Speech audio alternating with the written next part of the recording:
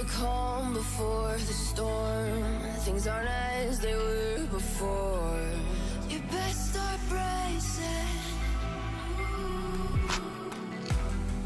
Did you think you could keep us out? Shut the gates, forget us now. Tides are changing.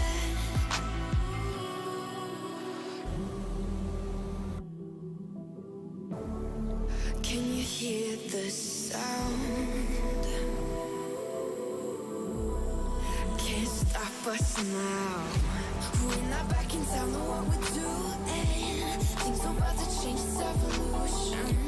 Voices shake the ground, you feel it moving.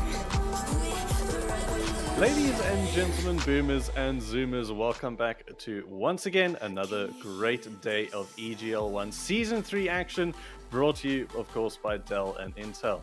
Tonight, Exdee Gaming in the low bracket, where they don't really want to be, taking on Taken Esports. It's going to be an interesting matchup between the two of them. Taken, one of the few teams in between, or rather since Season 2, that have actually managed to take a series and maps in other series over Exdee. So it's going to be an interesting one in that regard. Of course, never going to be doing this alone tonight, joined by the magical Mr. Shakey Man. How's it? How you doing, man? How's it, George? Good to see you, man. Sorry about that. It's been made an amazing journey so far, and it's awesome to see these two teams going up against each other.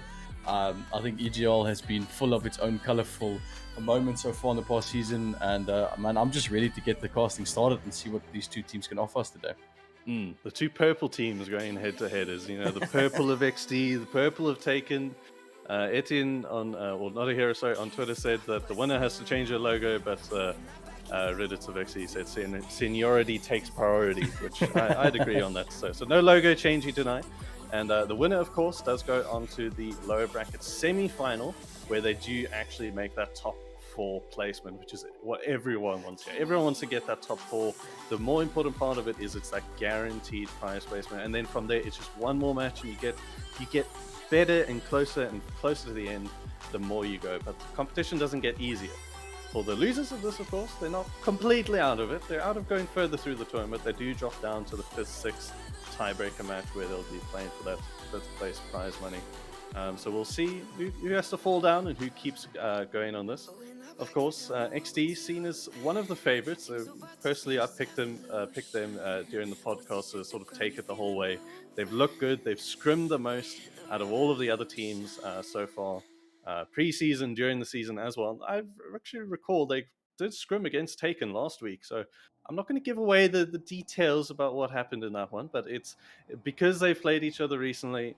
It is going to be a very interesting one, especially coming into this new patch with the new drafts and all of that great changes. Yeah, and a lot has changed, George. I mean, if we even with the update that came out, I think it came out today, if I'm not mistaken, yesterday. Yes. And there's already a few changes that we've noticed, and it's interesting. I like Dota changing things around.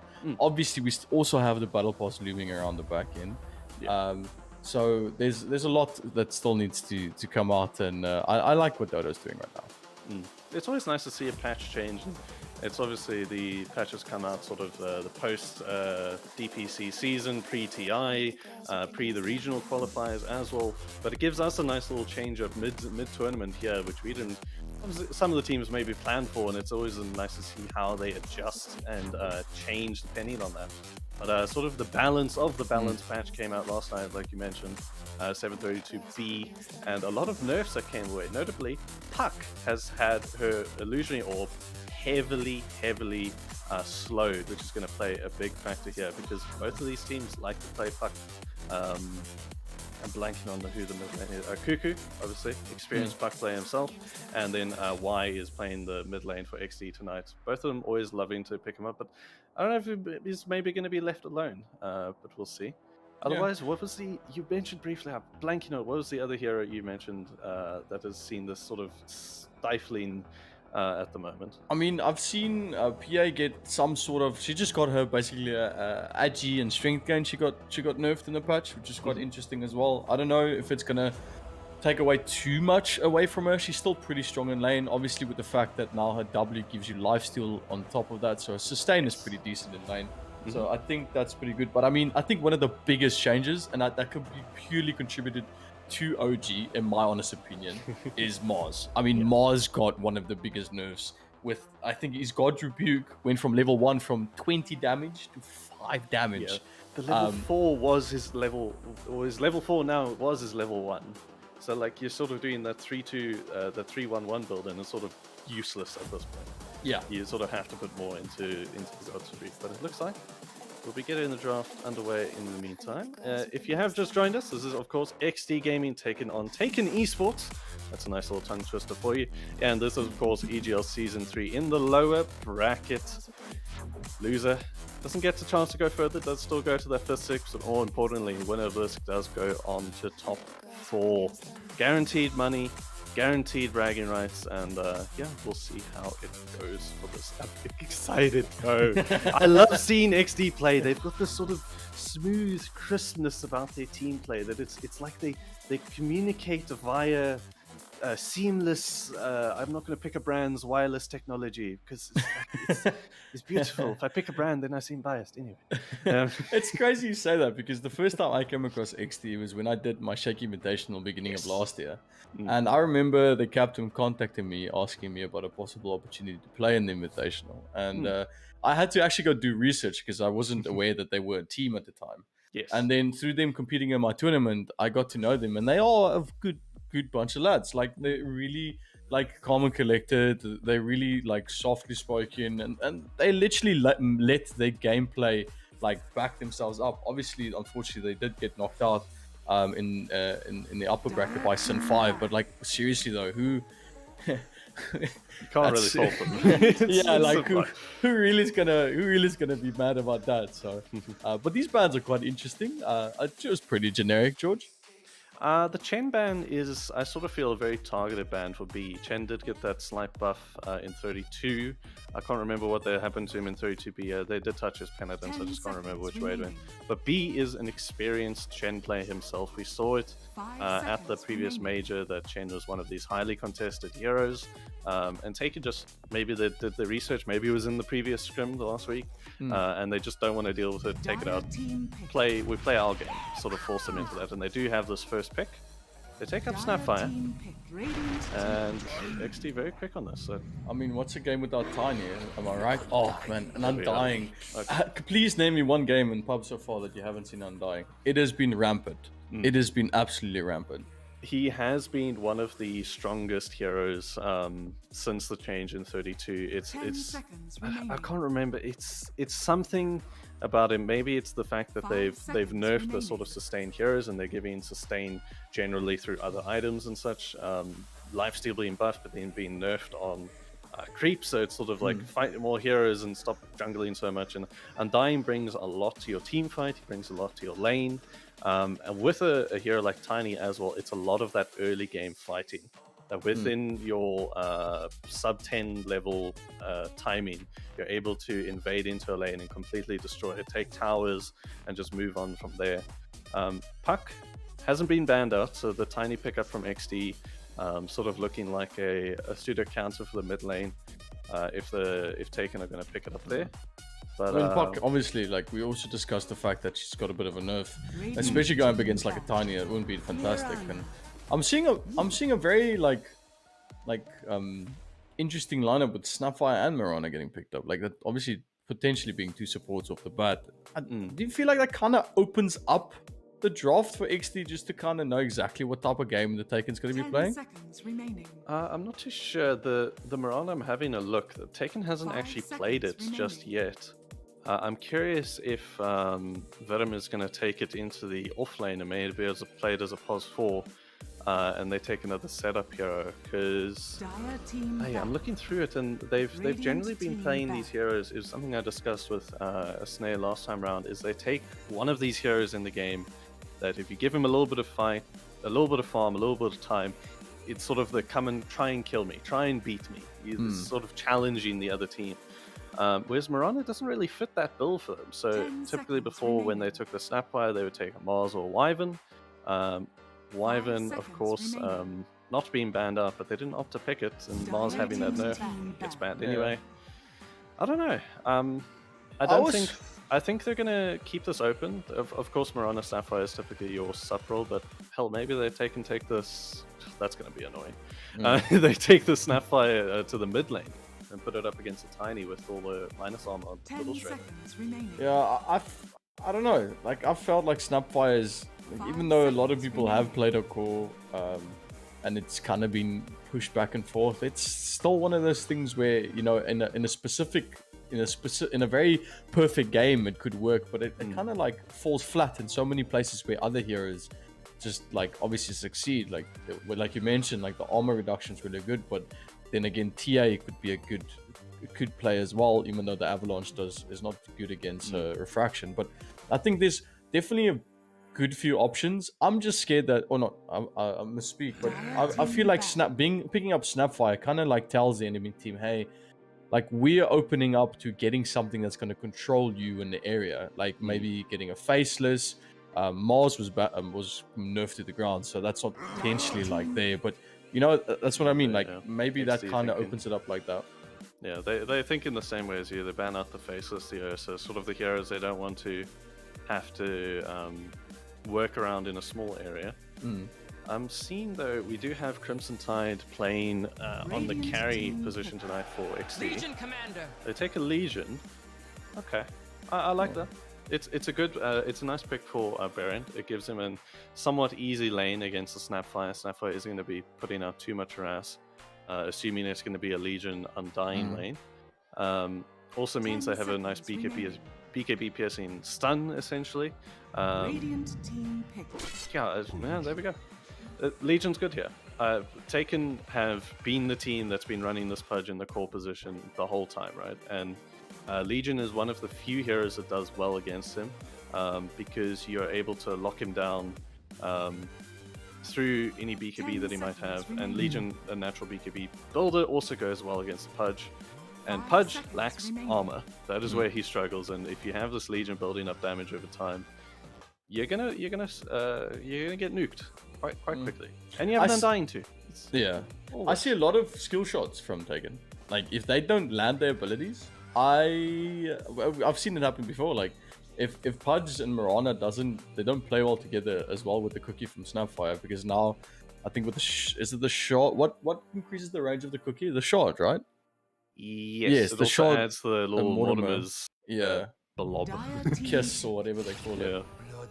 Ooh, okay. Definitely different draft than what I was expecting. Huh. Okay, I actually recall now. Taken played the Pudge last time on Pudkiss Pos 3, and I believe they picked up a carry on that same game, which was the Bloodseeker. Okay, so they're picking up from their same game in game 1 against Royalty. So you feel like this could be more like a comfort pick for them? I think they know how to play around this, right? So the Pudge, at the moment, you typically want to play him in the Pos 1 role. But they did the same thing last time, and hell, we were fooled by it until the very last pick of the Bloodseek. But now Blood's here, and they can give Cuckoo a much more free pick, although I say that they're just going to ban out the mid heroes. It's interesting because I see Legion and obviously I think, you know, you've got this ability, just like Pudge's Dismember, you have this ability to lock a specific hero down, and then when that happens in a team fight, what do you have to play around that? Now with Taken, I can see they've got the Blood Right, and you've got a few stuns and Mortimer Kisses. But with Exdee, I really like the fact that they've got a lot of sustain from the Undying. The Tiny is also there to kind of jump the background. They've got the Tomb, which is really difficult to deal with if you don't have too many like range heroes. And then the Troll gets picked up, which I didn't really think. I thought they might gonna get something. Troll, I love, and I'll tell you why. He had one of the most subtle buffs from 732, which was his Entangle, his Root when he's in his melee form. It now pierces BKB, so it's essentially a bash. Not it's really, like buying a basher. Yeah, basically. It's so good. It's completely free on him. So we're seeing lately Maelstrom into the Ags build, so you also have a nice Dispel that you can apply onto heroes. I'm pretty sure it doesn't dispel Pudge's E active when he has the damage hits, but I'm pretty sure that's undispellable. But it's a good pick. I love it. It's playing into the Legion that has a Dispel for him as well, so typically you see like Troll Dazzle, Troll Wyvern, something along those lines. So having a nice dispel and a good bit of buff along with him. This is going to be, if you remember Kiev Major OG versus VP, it's Chase the Troll game. That's going to be this. It's just chasing the troll the whole time. You gotta stick with him. He's going to be running at the enemy, and the rest of XD have got to follow along and just play. I mean, he's definitely going to be a big pace controller, and then you also have the looming threat of the Legion and the Tiny, making your backline extremely vulnerable. Lena. Necro. Okay, they're going to counter that. Necro's good. I like that. This is brilliant. Yeah, they've got a lot of sustain on the Necro and the Pudge, like as well as the Bloodseeker. They got good amount of silence, and the only real answer to this Necro is Tiny and Undying, kind of. Yeah. So they have to. Sure, I like this pick. I like it a lot. I actually just realized the Axe Troll will dispel his Ghost Walk, Ghost Shroud. So it might not be the perfect Necro game, but again, it does put Troll in a tricky position where he has to ulti a lot sooner than he really wants to. I wouldn't be surprised if they picked up, I want to say an Oracle, but then they're sort of lacking on a... I don't know, they can pick an Oracle here. Dazzle's still not banned, yeah. They can still go for a Dazzle as well. See what they go. Oh! Is that a... Okay, we're gonna see. That's a Y Invoker mid? Yeah, that's a Y Invoker. Okay. I actually see this. This is again chasing the troll. You gotta stick with him. It's a nice bit of buff. It's control that he needs. It's a bit of disengage. You can use the Tornado, Ice Wall, definitely Blast as well, and the Bloodseeker to sort of elongate the fight, let it run longer. And now we actually get to see a Ski Hound Tiny, which is the other big thing, because Ski Hound, if you remember from last year on the Tiny, very similar to Grove, is just sort of this menace that you see him rolling towards you with his taunt, and you start having mini heart palpitations going, oh no, I'm going to be tossed to some random Legion commander in the middle of the trees. My time has come, I'm dead. Literally that timing. This is.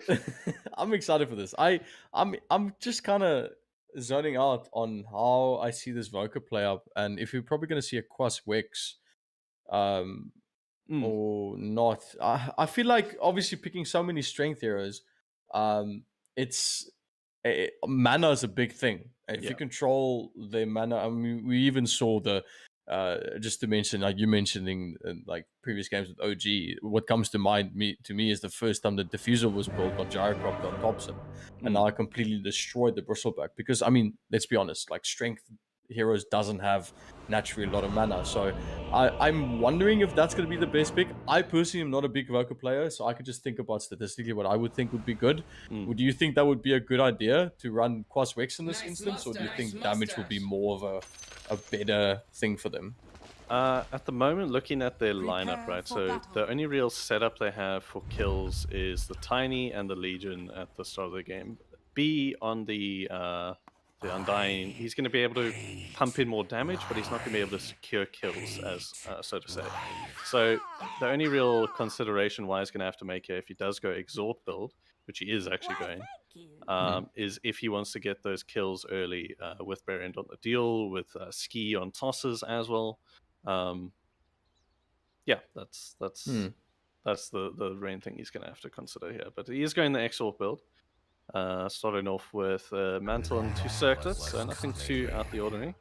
Kuku on the other side, pretty much the same at the moment. I don't see anything odd for the items starting out here.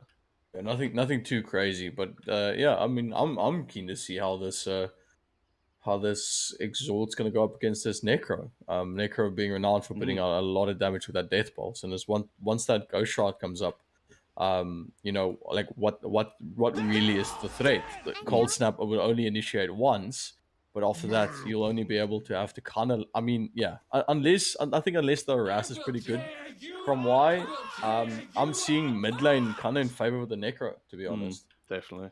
Necro is one of these Dame Dominators. Lane Dominators. What the hell is that? And I may or may not have been spamming him myself the last few games and gotten a few angry messages from Baron saying spammer and all that. But, hey, I see it as a compliment whenever a caliber of player like Baron says, "Oh, you nasty human, how dare you play that?" But Necro is... Yeah, Necro is extremely strong at the moment. He didn't get nerfed. in 732. He actually got buffed a tad, and he didn't get nerfed in 732B. I was playing still in 31, and he was strong then. He's still strong now. We saw it a bit in the major as well. Oh, sorry, no, was it the major? I mean, No. he's just sorry, all I'm around thinking like just a pub stomper, in my honest opinion. Like if you Yeah. could play a really good Necro, and I mean Necro is just very much like, I feel like Necro contributes almost like the same meta as where Leshrac was a couple patches ago, where it's good, but it's only good when you get a good start in a way. So Yeah. I'll see if Cuckoo kind of lives up to that. But I mean, I mentioned the other day, I really want to see Leshrac come back into the meta. So I feel like Necro is probably just kind of like a change to that. I'll tell you what Necro has over Leshrac at the moment. So we've seen it's been the sustain meta, 731, 732B. They've sort of kept with it, but Ooh, little arrow, sorry, in jungle. They might be able to capitalize this. Pudge still has that hook up available. B falls low. He's gonna go down. Oh, he's gonna have another one. So I mean, that's good damage down. Regen gonna get used by Crimson. So a generally pretty nice start to the game. CORNY? Flesh Heap's always a nice thing. So he's got an extra bit going in the bank to start off. So 1.1 more strength as soon as he decides to level it. But no, it's good first blood. Can't go the way of Exdee now. So taking the lead. Okay, cool. Just let's get it out of the way. Game no, one. Just but see, first it's not blood. gonna. Just get, That's not. No. How many times have I said taken and taken and taken already? It's done. Let it go. Thank you. I Can we call them appreciate the TK? TK Esports. I'll just call them Taken, that's it. As we see these lanes settle in. I mean, in terms of what you would expect these all three of these lanes to go, obviously I was mentioning how the Necro mid would be a pretty good lineup against the Voker. In terms of the other two lanes, what do you think is a good lineup against the other? Like what's going to be dominating in these two lanes? Well, I'm looking at top at the moment. I think this is going to be a game of a lane of mistakes, rather, because B can put out harass onto Pudkiss, but Vidim can put harass onto Crimson Tide. And you could really see Crimson, he's sitting low already, he's already got Bloodseeker's Thirst on him. And B can't really go onto the Mirana, and the Pudge can't really go onto the Troll. So it's going to be this weird support on core action the whole time. And if Pudkiss gets a hook, or if B gets them too low unexpectedly, it can result in a kill. But otherwise, it's going to be a pretty even farm fest. The strength. Was that? That was a top lane as well. Yeah, there's a lot of action happening, a quick in short succession. Bot lane, Tiny went down, and top Troll went down. I mean, Exdee, that's 3 deaths to start it off with. So quick, not even when we could catch that action, but. I don't. Yeah, that's a quite an interesting start for us to get into this game. And mid, I mean, mid's also. Why is not looking crazy good? Cuckoo, But yeah, Cuckoo's realizing what he has in this. He has a winning lane. He just needs to keep his regen up, which is why he's gone the 2 levels in the Heartstopper. So essentially, every level is a tango that you get for every last hit or deny, which is the crazy part. So. As Necro can put out one of his Qs to get a few last hits with a nice, you just out-sustain the enemy here. That's pretty much the whole name of the game for Necro. How crazy is this top, right? With the Pudge and Undying. The fact that B is allowed to just throw Decay down and Pudge hooked him and he lost like a bar of HP. That was it. Like, that's one thing I was thinking. Oh, yeah. Okay, well that's it. Your health bar's still big, but you got 620 health. Yeah, and then mid lane Necro, he's gonna go for Y as he actually gets the kill on the Voker. I mean, that's like we said, pretty good lane for him. He hasn't even bothered with getting Ghost Shot just yet. I think just getting more to Death Balls, that's gonna be so good. As we might see some more action happening bot with Snapfire. Skip moves up here. He doesn't have the toss available. He does have the throw, but the Fairy Fire is going to get committed for that. So that's going to just deter them a bit. But, I mean, Otop is still looking for more, but not too great. You just focus on the farm. Quite a few tower hits Baron ended up taking there, which he's fine with. He's a Legion, he can regen it. But taking 2 levels in the queue, just wanting to secure creeps at this point in the game. He might get some kills with them if they're not too careful. Circus Freak sitting 200 health, so exactly in the kill window for the overwhelming odds. I'm curious to why the Tiny went tree grab on the support. I believe with that first death that we saw him take, he picked up a tree to try and get a kill on Oakley, and then threw it at him to try and get it before he died, but it didn't pay off. I get you. Yeah. Well, now he's just kind of. I mean, it's extra damage. It's good damage. It's not too bad. It definitely will help you just grab that little bit extra range. See in mid lane, have the Forge Spirit. This minus armor does do bits to Cuckoo at the moment. He doesn't have too much. Yeah, again, like I think the sustain is just crazy. He's actually gone for the ghost shot. He didn't just max out, which I think is good. Like Invoker's going to get to a point now, especially with his Forge Spirit, where he's going to start looking at putting more pressure on. So it's quite interesting to see how they're going to be playing mid. But George, bot lane seems to be some action as we see one go down. Snapfire now in trouble as Baron comes out. Here comes the tree toss. It's not going to be enough. Sunstrike come through. It's going to connect as Y hits the first Sunstrike for the game. And we're just going to get that out of the way as a pretty good action. I mean, we were just sitting here. He's so dead. Pudge might be in trouble. Tomb's going to get committed here. Hook's going to land on Crimson. But he's not going to mind that too much as B kind of does one for the team. That's a lot of decay stacks. Yeah, pretty good. The Pudge, that was just, again, it's a lane of mistakes. Your HP bar might look full, buddy, but your health goes down real quickly. In mid lane, Necro. Go shard. And then Wand. Wand is a free cheese on Necro. I don't care what you say, it's stupid. You remember when items are... Pudge lands on B, sorry. Oh, this might be an arrow as well. Barely misses. I saw it. I saw it in my third eye, okay? I literally saw the lineup from with Worm sitting in the trees, and it was there. It was there. Something was going to happen, but close one. He's fine. But look at this is the point now that he has 2 levels in this Tombstone. B is going to just try and whittle down Pudcus. And then pop that Tombstone to get a kill, and we actually have Ski. He's gonna move. He's gonna get the toss back onto the tree. He's gonna help him get towards Y as he gets a tornado out. Here comes the meatball's gonna kick this wall. Tower's not gonna do too much damage as he's still in the ghost shot, but that's gonna end shortly as he now has to backtrack away quickly. Sunstrike's gonna come through as Y. It's his second Sunstrike for the game, and now the momentum from Exdee seems to be starting to pick up. George. Top lane. You see this? B's just running at him. He knows if he gets him low enough, he could just pop that Tombstone and be guaranteed kill. That shaved him. Is that him? Yeah, B not too much. Yeah, I think the Mirana should be fine in this. Yeah. Oh, B, he's looking at Pudge. He's going to pop the Tomb for them. There's the slow going to come from Crimson. As they're going to be able to get the Soul Rip down on Mirana. And they're going to clean that kill up as well. As, I mean, I feel like B just kind of stood in the front, was like, hey, you know what, overcommit, let's see what happens. And, good turn. He knows this is the point of the game. This is where he Same has thing with bot. The Snapfire also might be able to connect as they're trying to fend off these two. He's falling dangerously low, but look at that. The big overwhelming all that helps to secure that kill. As we see a TP coming from Worm. Biceps just sustaining through everything with that moment of courage as he just keeps right-clicking Worm down. But Otopi is quite fast. I see him coming to frame as the Bloodseeker is going to get taken down by Skion. They might be able to capitalize on more. Here comes Steel through as well as Exdee makes big plays. That's like 4 kills in 2 minutes. 4 or 5 kills. And what a good play. Not again. Cookie is going to land. Tower still not taking priority of any heroes as they haven't drawn any aggro. But I do believe that they should be fine. Yeah. As a B has now moved bot. That was a remember what I said? They communicate telepathically through the best wireless connection. Through Discord. Through Discord. That's not what you mean. They're talking through Discord. It would probably be through Discord. Not mix it. Not what?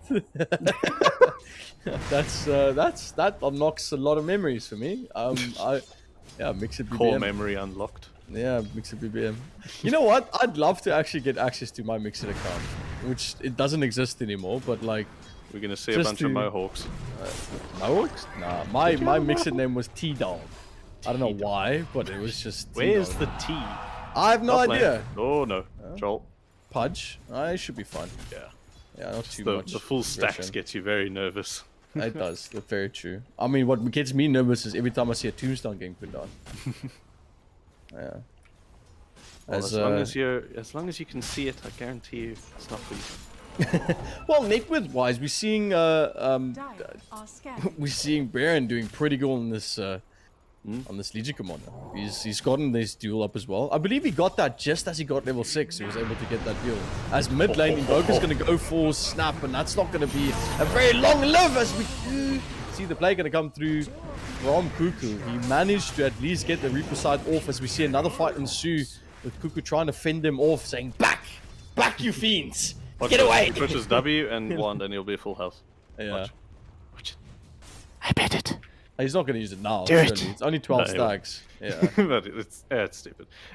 They took a gamble there. They had 3 heroes in the mid lane, and Snap just was in the wrong spot under their vision, or got vision of him briefly, and yeah, just killed him. Not much you can do there. Not much. They did get the Reaper side kill, so it is another stack for Necro, and Y loses a bit of a. I don't think he had a streak actually. He did have a streak actually. Yeah. So good bit of gold there for Taken. Yeah, but it's a threat that we saw coming since the beginning. But it's, I mean, kudos to Exdee for making it, like, taking it that long. It's like, I think you can kind of like compare it to a Death Prophet's ult, where if you're not pushing that tower by like at least 8-9 minutes, you know, what's the worth of that hero mid anyway? So having a Necro only using his Reaper Scythe at like 9.5 minutes in, I feel like that's a big win for Exdee. It is definitely, yeah. Bot lane, we see them grouping up here. 3 of them with the siege creep on the tower. Yeah, and Baron's going to be here. It's surely going to be another deal. Yep. Oh, look at the throw up. Cookie's going to be able to get him out. Podkiss is coming actually to save the day for his teammate as the Tomb gets committed by B. There's still availability for Baron to get his ult off as he needs to pop this 12 magic wand charges. He's going to get that back. The ult from Mirana's going to keep them hidden underneath the tower. They get the Sentry out as now Baron able to set up. Hook's going to come through from Podkiss. But really, what is this going to lead us to? Podkiss, you're kind of alone there with nowhere to go. Road's ended here, but as that tier 1 tower is going to go down. Meanwhile, we do unfortunately see Invoker die mid with Cuckoo again. Oh, he didn't use Reapers. That was a rupture, and he just ran it off so he wouldn't get another scythe off. Very much okay. So. Yeah. He realizes he's dead no matter what he does, so I think just opting to give the goal to Otopy, and you could opt that the Reaper Scythe on cooldown is a bit more valuable, but hey, it's another stack, and once the Necro, that's his name, gets too much health regen, it's a nightmare to deal with. Yeah, definitely. And it looks like he's going for the Kaya Sanj, right? Yeah, Kaya Sanj. Completely normal. Yeah. He wants to have less mana, more spell amp, more self regen amp. So all of the heal he gets from his Q is also going to apply to his allies as well. And it's more damage overall. There's nothing wrong with that. Perfect. Yeah. It's the item made for him. He gets tankier, he gets more damage, and only sad part is it doesn't increase Reaper Scythe damage, but that's it. I mean, I wouldn't want that to be increased too much, as we do see a lot of damage being done by this Tiny. He's going to be able to kind of get away for this. The tornado's going to come through. They are going to lose Skion as well as B, as Cuckoo makes so much, but the look from Podkiss connects on Y as he almost gets taken out. But look at the overwhelming odds. Baron's going to look for the opportunity to put this out as Otopis pops the ult on top of Baron. He's going to have to pop the Blade Mail to try and just keep away, and Cuckoo gets the Ultra as he just kind of stands on the sidelines, pops his Q, and just says, you know what, you know, yeah, you're dead. Not much more to really be said about that fight, but well done by Taken. I hear you dead. Must be a famous quote somewhere. I hear you dead. Yeah, I feel like, where do you think Exdee went wrong in that fight, George? I'm not too sure. I think they overestimated how easy it was to kill the Necro. As soon as he popped into the Ghost Shroud, the Tornado and Meatball came up, but he has that hood. So he pops that, he basically takes no damage, he has more regen amp for himself, so he heals up very easily. Don't think he popped the wand there anyway, but it's just Necro's one of these heroes you have to see that he's dead when he's at 0 health. If he's at 100, still assume he's 100 health.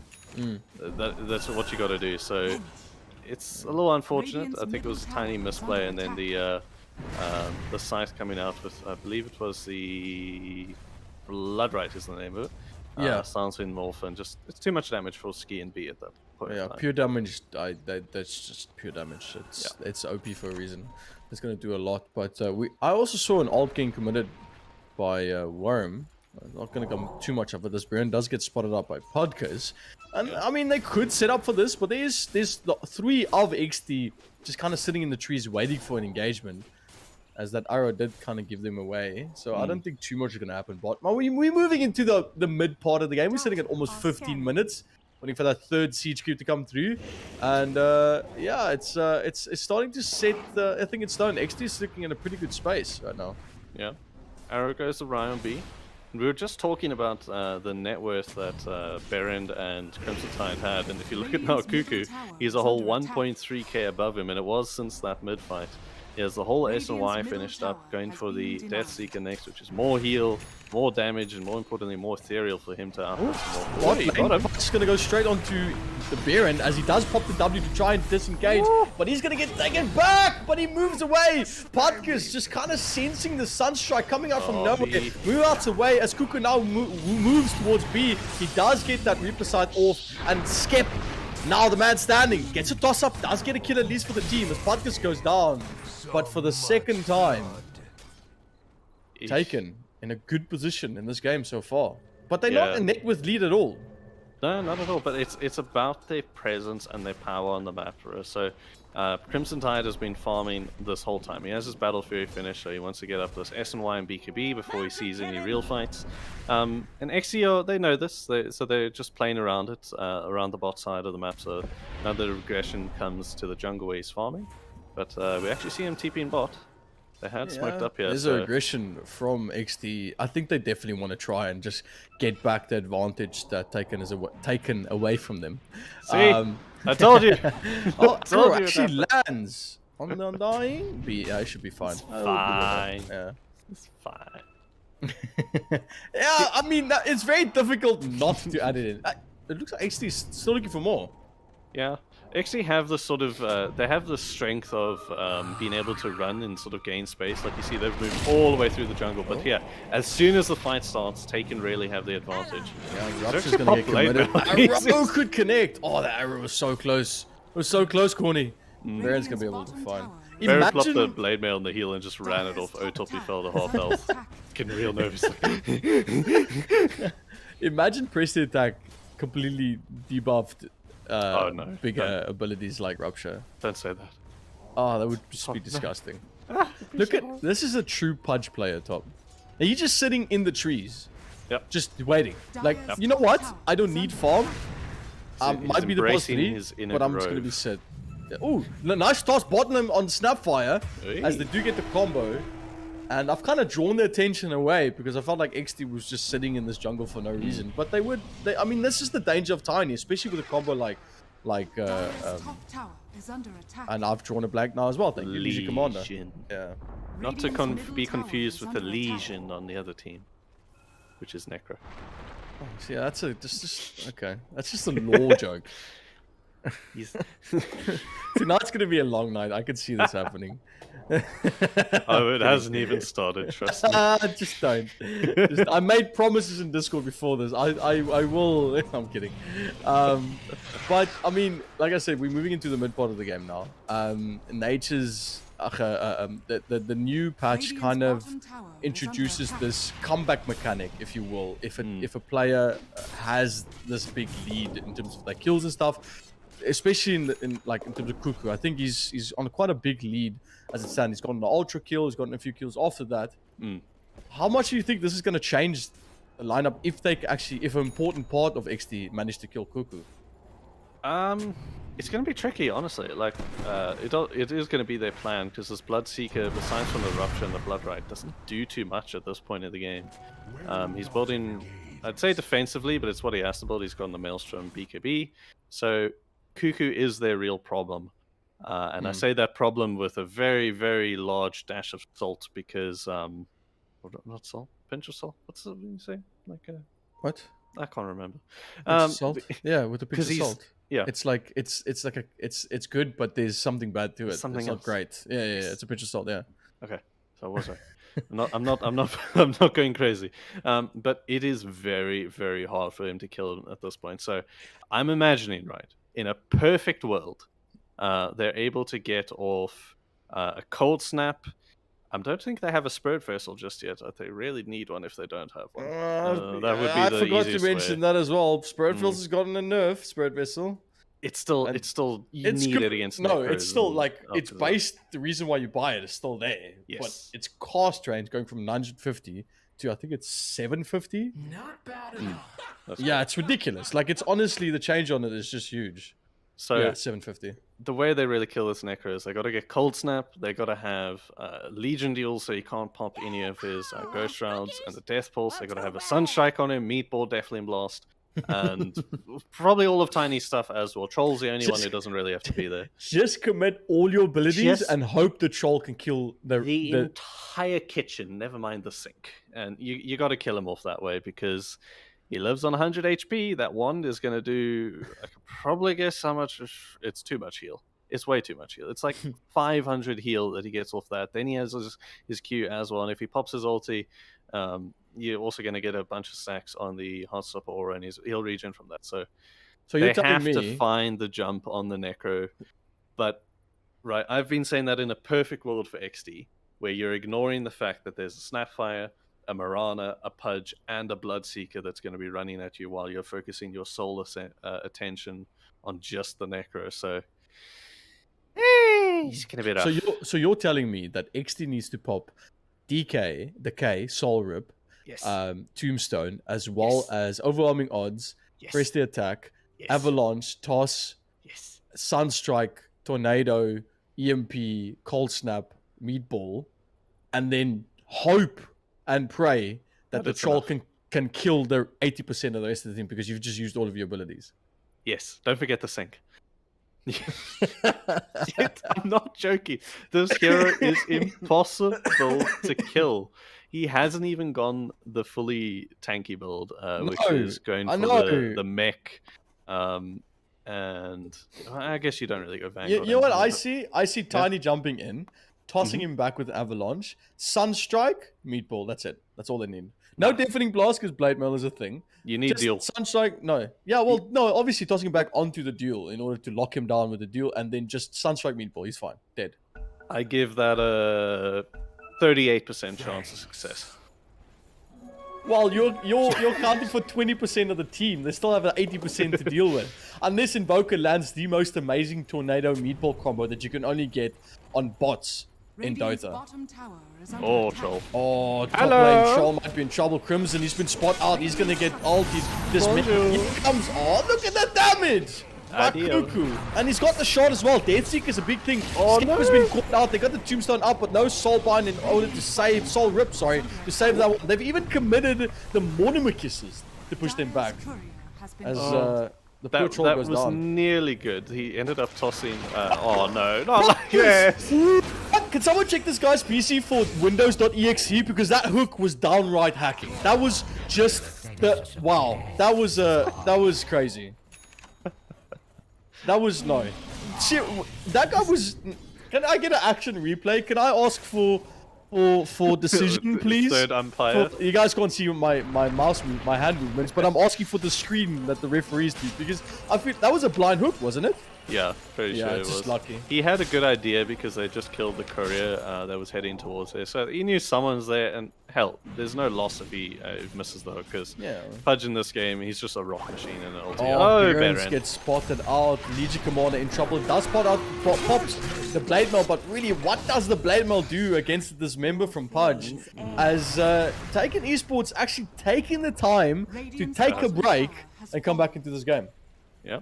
Ski does get the spot tower, but at the moment that's the least of their worries is the spot tower over there. So Necro sitting with a big lead. Crimson Tide, he's not far behind and he's ahead the majority of Taken, but net worth isn't everything in this game because it's about what you can do with it. So he's just finished up his S and Y. He has this nice new neutral of the Dagger Wristful, which is a lot more physical damage for him, but he still needs this BKB in order to really fight. And you can see he hasn't showed up to a single fight. He came that one time the bot, he cancelled the TP going mid very early because he knows he's not ready. The XD are playing for this late game. And it looks like XD is just not going to commit to top lane either. But it looks like they're also waiting for these item timing as we see I think a Blink should be coming up from Tiny as well. CORNY, as we now I feel like, you know, we haven't seen a lot of action, and Taken has been on the map a lot. As B might be in trouble. Tornado EMP is going to come through. That's going to back him off as well. As see an avalanche toss going to come back toss on Podcast back to B. B goes down, but we do see the duel going to come up from Baron as Cuckoo now caught in between. A bad spot, yes, he has to back away. Rupture's gonna land on Crimson as we see Exdee trying to just slow down the pace. All's gonna get him by Crimson as well. But look at the big with the shot that's gonna give him the extra range, but it won't be enough to help them as Worm trying to back away. And the stars helps him to clean it up, but they just take the backline out.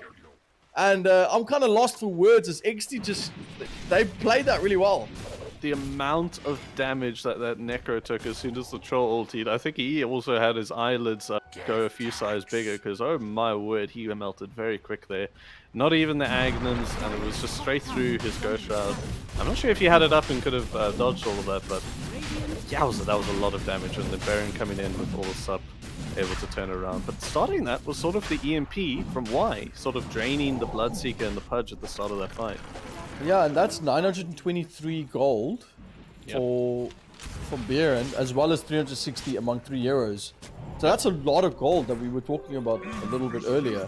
That's been like basically injected into the economy of Exdee. Have a look at that that net worth graph. That is a roller coaster I do not want to be on. Holy moly! Oh, Skip looks like he wants to go for a play on Bloodseeker. They don't have the vision. Oh no, he's gonna there's a ward right behind. He doesn't know who to go for. He's gonna toss back. This man just says, I just want to use my abilities, folks. Please, let me just use my abilities. As not much came out of that one. I think Baron was a bit too far away. Reminds me of, oh, you're naughty. Naughty. I just think about why you bully me from. You're naughty. Why are you teasing me? Pudge. He has his Aghanims finished now, so a lot more damage is going to be outputted from him. But BKB is coming up for Exdee here. Troll will have his in about 1.3k gold. And yeah, at that point he does nothing. So they just got to play through that timing. Y has his BKB finish at this point as well. So the next fight Exdee take is going to be glowing gold. Yeah, and can you take me through quickly, George, just for the viewers' sake, the fact that we see a Dagger of Restful on Troll, and well, before, because every time I try to analyze anything, there's action happening as Putful goes down to Baron, Putkus, sorry, and that's probably just going to be rotation straight to Rosh, yeah? Yep, straight to Rosh. The Troll can take this completely on his own, but he has the help of Baron and the Alacrity. Whee! Okay. They managed to still get a kill. This is 4v4. They could turn this around just yet. As Otopi pops the Rapture onto Y.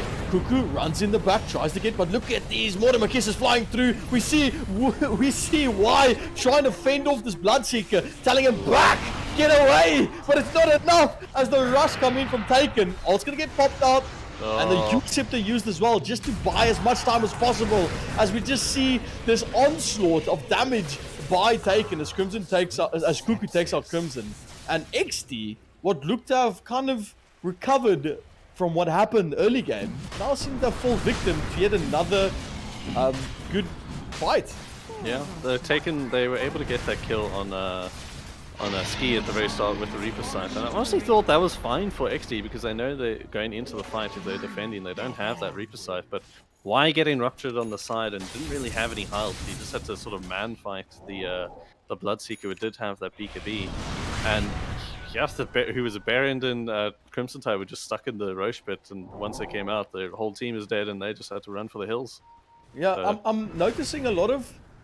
I don't know if you could classify it as miscommunication or possibly just an error in judgment, but some of these fights, I feel like Exdee potentially could come out cleaner, but I feel like they almost are bunching up a bit too much. They're picking fights where they shouldn't really, or they're being caught off guard, whether that is from the Mirana ult or smokes. Corny, what do you think on that? With regard to the last Roche fight there, Ski was walking up the high ground, he needed to see if they had vision, and there was a lot of damage that came out to him and the scythe secures it. He wasn't really looking to take a fight there, he was just sort of to look to secure Roche, but didn't work out. So it's these tiny mistakes that end up screwing Exdee. Not so much in the sense that it's a bad fight that they took. They should have gone to Roche there.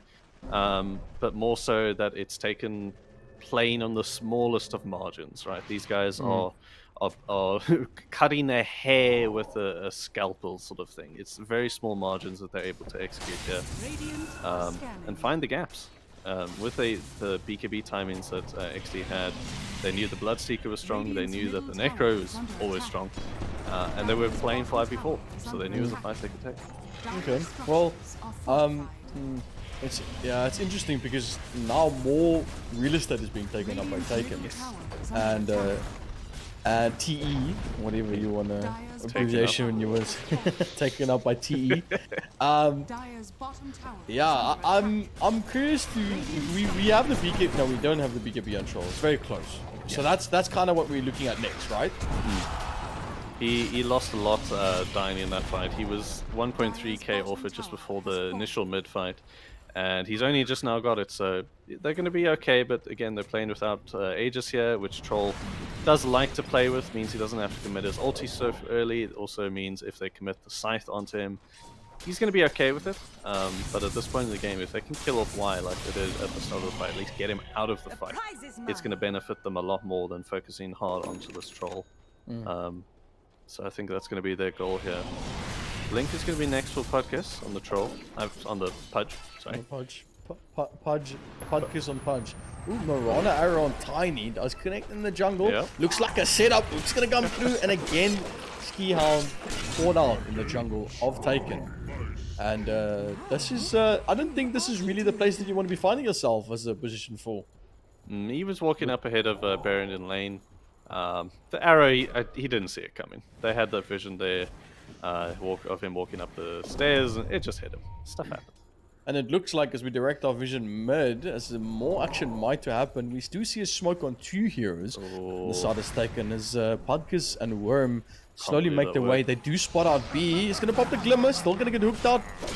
He's going to get the Dismember off. As we see, Cuckoo helps to secure that kill with that Death Seeker, coupled with the Starstorm. So B knew that smoke was coming. He was standing there just on the top of the stairs, waiting for it to pop smoke and just run away with the Glimmer.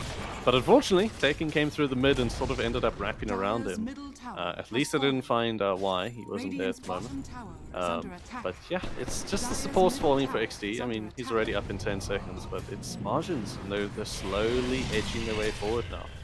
Bloodseeker.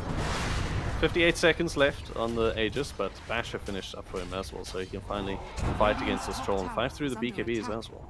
Yeah, margins quite important. If you've watched Dragon Ball Z, everyone knows that margins are quite dangerous as well. Kind of crazy. Only experience I had margins was writing.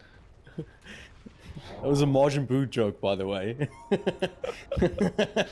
Just thought I'd add one of your dry jokes back into this. Baron, looking at the kill, he's going to grab Snapfire as he goes out. And this could be a start to what Exdee hope could be a potential comeback. But they're only 2k behind. Necro obviously leading the charge in net worth. Have been, I think, quite favorable in terms of engagements, getting a good amount of kills and farm so far. Like, I mean, that's Shiva's 4-star, Kaya, Cuckoo. Yeah, I see. Aegis is gone. So they might go on to the other. They don't know Cuckoo. They think he's alone. Sunshine can come through. That's going to be pure damage, but Baron might be in trouble as he gets ruptured up. And here comes the big ult. The Reaper side doing so much. He's going to pop out the dust, but maybe it's a bit too late. As we see Crimson going in to try and mitigate the damage. As still we see Cuckoo trying to back away. Ult's going to get popped up. Toss up into there. Arrow's going to connect, but it's only going to be connecting on Skion. As Cuckoo tries to go for the DP away. There's nothing to try and stop it. Surely, though. Not even a cold snap. Not even an avalanche. Not even anything. Just to try and stop that TP. And, I see all these abilities are off cooldown, but maybe at that point in time, it wasn't. Yeah. Troll, he came into the fight at the right time, and Aegis has just gone, whee, okay. Pudge might be in trouble. Pudge pops the BKB, but as well, BKB is going to come through from the Troll. That's going to help him take so much damage from these big ults being used. As Cookie's going to get committed as well. Look back, does grab Cuckoo. Luckily for the sake of Exdee. But an arrow connects on Skip. Zika's going to get taken out by the Star Storm of the Mirana. As Cuckoo now makes his way up. Did you see Tombstone going to come up? B trying to back away. Trying to get that Tombstone out. Cookie trying to stop them a bit more. Maybe a little bit in jeopardy of his team. But Cookie's just making the charge up front as he looks for this kill. As Barry jumps in with the ult. There we go. Circus going to try and help out his team. The Sunshine is going to come through. That's going to connect as Cuckoo goes down. Beard's looking for more. Putka's losing out on a possible of a good hook. Here comes Beard. But he really clutches his worm. Gets the ult there. And this might be a kill. No, this ult from the Troll. But the Star Storm and the Rock from Putka's kills off the position 1 from Exdee as Taken takes a stand and just holds down the ground. Wow, what a fight, man. The XD made the perfect play there with the duel onto Cuckoo. The Ghost Shroud had just ended, so they know they can't get screwed in the physical damage, so they just dueled him, killed him off the Troll. Troll got so low during that engagement, though, that he had to run away and pop the ulti as soon as he came back. And then just the Yules from Mirana with the stun. It's happened so many times already, but the amount of time it helps drag out during that Troll ulti shows you why he needs that BKB so much. And he's got S and Y and a Titan Sliver, but it still just lasts too long for him at this point. Yeah, and then Moment Mask being nerfed as well. I feel like that's very much bad for Troll, because obviously you want to pop Titanic and an ult, or maybe get some sort of lifesteal so you can kind of still sustain through that engagement. But we could see from that fight, he popped ult and he just stayed at 1. Yeah, there was not much more for him to do there. Didn't really have a chance to hit, but he is building up the Ags now, which is what we mentioned in the draft. Is going to be very good against the Necro. Also can slow up the Bloodseeker who's running away, and it's just good for Troll overall. It gives him a dispel that he needs as well, so I'm not sure if he's got it proccing, if it works like sort of Slardo's, not sort of, Slark's Dark Pact. Oh, but Legion almost grabbing Pudge bot lane. That was close. That was very... Oh, it's a tip. What? Oh, okay. He even says thank you in all chat. Why? That's daytime for you, eh? Baron, unfortunately, he was in this camp, the small camp, and he just immediately got seen. And good TP from the Pudge. I don't know why he just blink. Oh, he doesn't have blink. I saw him had it queued up. Does he have it on his career? Oh, he does. I believe he does, yeah. Top playing. Taken here. Do you have that Shiva's Guard finished on Cuckoo? And there's another one queued up for Pudge, so I guess it's fine. You don't really care about the aura overlap. Pudge needs this extra armor. AC doesn't really benefit them too much, as Bloodseeker's almost always at max attack speed. Corny, I'm seeing Shivas. I see a potential IF Squad in Bloodseeker. I see Pudge Ags. Yep. I'm seeing a lot of sustain from Taken, and I'm seeing a need for sustain from Exdee. How do you think this is going to affect team fights? And again, every time by one analysis, there's more fights occurring as the arrow does connect on Legion Monitor, but that's not going to stop them killing off Pudkas as Tornado goes through the backside of home as Skip. I mean, Skian was close there. He had the idea correct, but he didn't have anything to... if he popped dust, he could have seen him. Yeah, it's like sort of, if you don't know you're exactly on top of the guy, if you pop dust on a tiny, it's like, well, I don't have blink. He's just, I'm going to see him running away now, versus I could not see him and take my shake. Well, this could potentially, this is going to be a rush for them. That's good. That's good priority after getting that kill. Yeah, definitely. With the Axe finish on Troll, they're looking strong. They want to take this fight. You're going to have the Shard on Legion as well. I think he's going to pick that for himself. It's like, ooh, ski. That's not it. Don't deal with it. Okay. Luckily, Baron. Luckily. Those abilities were a bit too strong for the illusion to handle. Otherwise, that could have been quite a... I mean, it's only 50 seconds cooldown, but that's a pretty yikes. Yeah, it's just a yikes. He's fine. I mean, this has happened to so many, even to professionals. You know, it happens at the end of the day. You kind of just... You're so focused on getting... We were mentioning margins earlier, and just trying to just be as efficient as possible. So it definitely does happen to the best of us. I do see Ski has queued up the Lotus Orb, which I really like this. So as soon as Troll doesn't have his BKB, he can at least have some sort of protection on the Troll with regards to, say, the Yule Scepter or the Death Seeker, anything like that. Of course, it'll still be applied to him, but at least it's not for free. And they have to consider what they do here. Especially considering, let's say, Pudge ulti. It cancels it both ways if you do it onto the Lotus Orb. Does it? Yeah, Yeah, because it they does. both stun each other, so it cancels. Fair enough, yeah, cancels it all. That's a good Radiant's point. top tower is under attack. So Ski on the Tiny is going to have some good Radiant's top tower has utility coming his way. He does a Yule Scepter. I've not actually... And what's this good utility that you speak of? The Lotus. Oh, okay. It's coming. It'll be there eventually. Just Radiant's curious to... structures are Oh, falling. mid lane. Oh, the mid cookie lane. actually landed. That could be huge. Bear's going to pop the BKB just for it. That's going to actually help him out get away, but there's going to be at the deficit of his team as Podkins jumps forward onto Crimson. Crimson has popped this ult trying to just get... Podkins is not taking any damage. He's right-clicking into him, but look at... Crimson is the one that's taking the damage. It doesn't matter how much he hits him, and look at Otobi running forward, getting the kill on why? And why, I ask, is this happening? I do not know, because the lineup of Taken is just completely pulling apart, and the hook from Podkins on the Pudge. Why are these words so difficult to say tonight? I don't know why. I don't know why. But good play from Taken. They obviously, like I said, the anti-sustain is just so good. The masters of it's the so kite good. there. They had to force out the Legion BKB on the mid lane, and then Troll had to pop BKB and ulti before Aegis is popped. So essentially, as soon as he comes out that Aegis, unless his teammates are there to save him, he's dead. It's just a matter of time. Yeah, not a single hero of Taken going down at that point, and now they found the gap again. They caught up Baron in the mid lane with the cookie stun and the Mortimers, and then he had to pop BKB, and now Taken are gonna take the racks. Okay, no, see, no, okay. Dire structures are I falling. swear you, yeah. I completely don't do it on purpose. Okay. That Ooh. cookie shot is a big thing as it given Podkins the extra range to connect. It's not gonna land. And now we're starting to see another end stages of this game as we're approaching 40 minutes. As Y tries to keep them back. There we go. Jumpin's gonna come out, BKB as well. Cookie's gonna keep him maybe a little bit more back as he can't really hit. I'm not too sure Death Seeker. what exactly. Oh, this is Death Death Seeker that landed on Podkins. the rupture, He's gonna keep him back.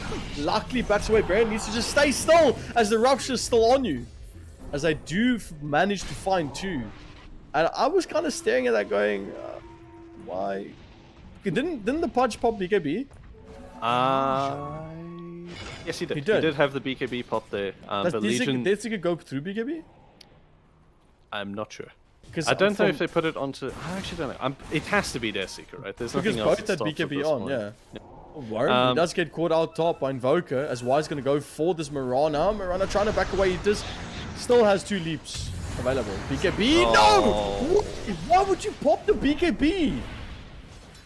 I think he thought after the Yules and Arrow was going to come in because he's been doing that combo the whole day.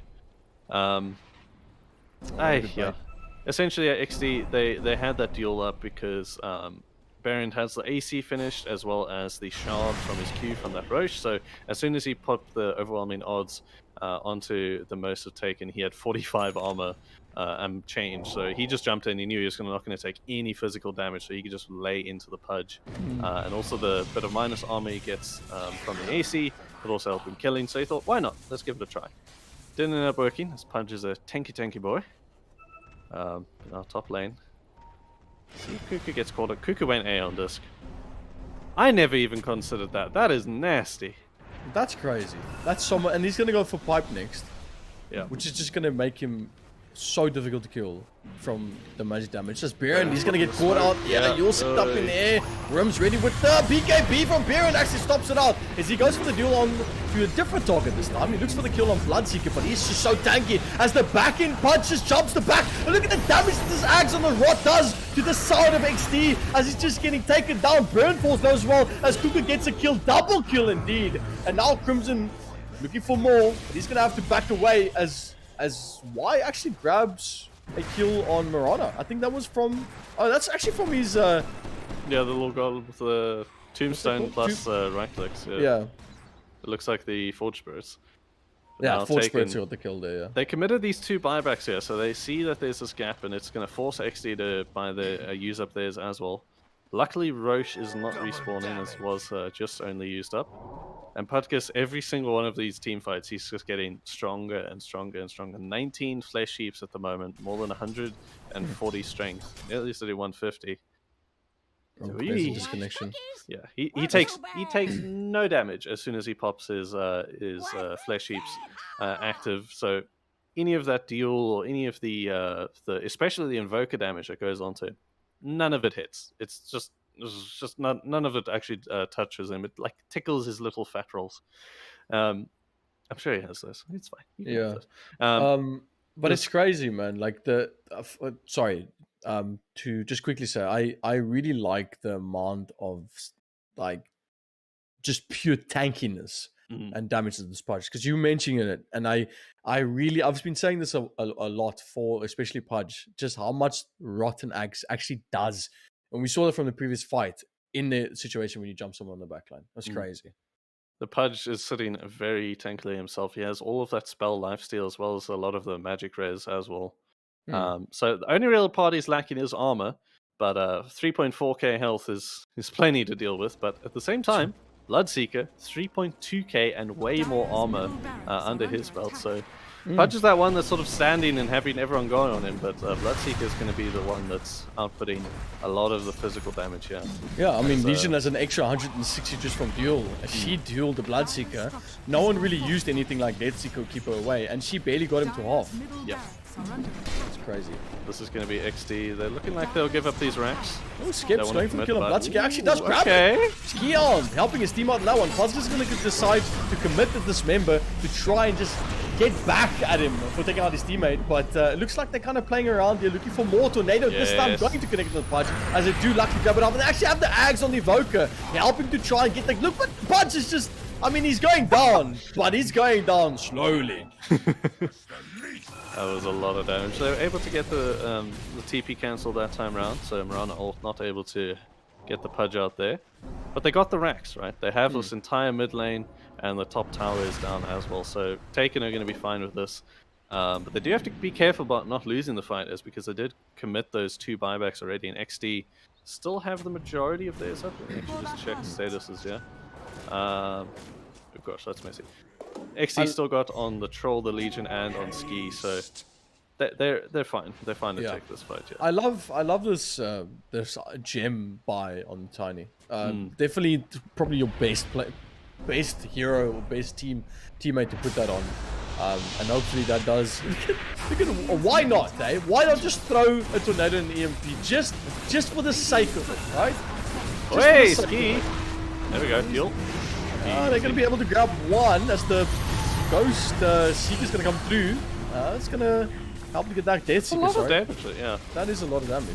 They're going to be careful here, so obviously it's been slowly ticked down by the Heartstopper aura the whole time, but they get the Laner Axe. Did have to commit the Tombstone for it, but that's fine. Kill as well, another buyback, so they're just going to back off, push these side lanes, maybe look for next juicy lane rush. for Crimson. Very juicy lane. Top lane. You got a lot of farm top. Like that was at least like 6 range creeps. If I was a pos 4, I'd be foaming at the mouth seeing that much farm. That could be like a blink dagger for me, or like maybe a 4 staff, you know. Especially with the new patch, like how slowly it is to farm. It's just absolutely crazy how much you have to invest. But there is a smoke. Taken are going to miss Roche. They're going to miss it. They just checked it, unless Vern goes in. They might go for Nope. Crimson. Crimson's fine, yeah. He has Did they see it? Trickster's Cloak.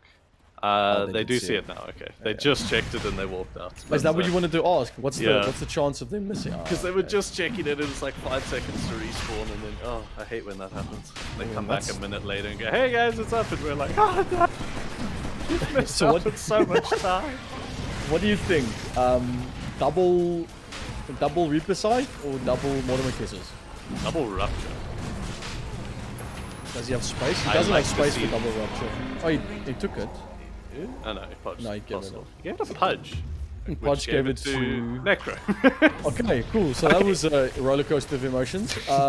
This is actually fine. It gives him 2 Aeon Discs in this fight. He can pop his Shiva's Guard twice, which isn't really a big thing since he has a Spell Prism, but having 2 of these Aeon Discs is going to be very big, especially because he can choose when to pop it.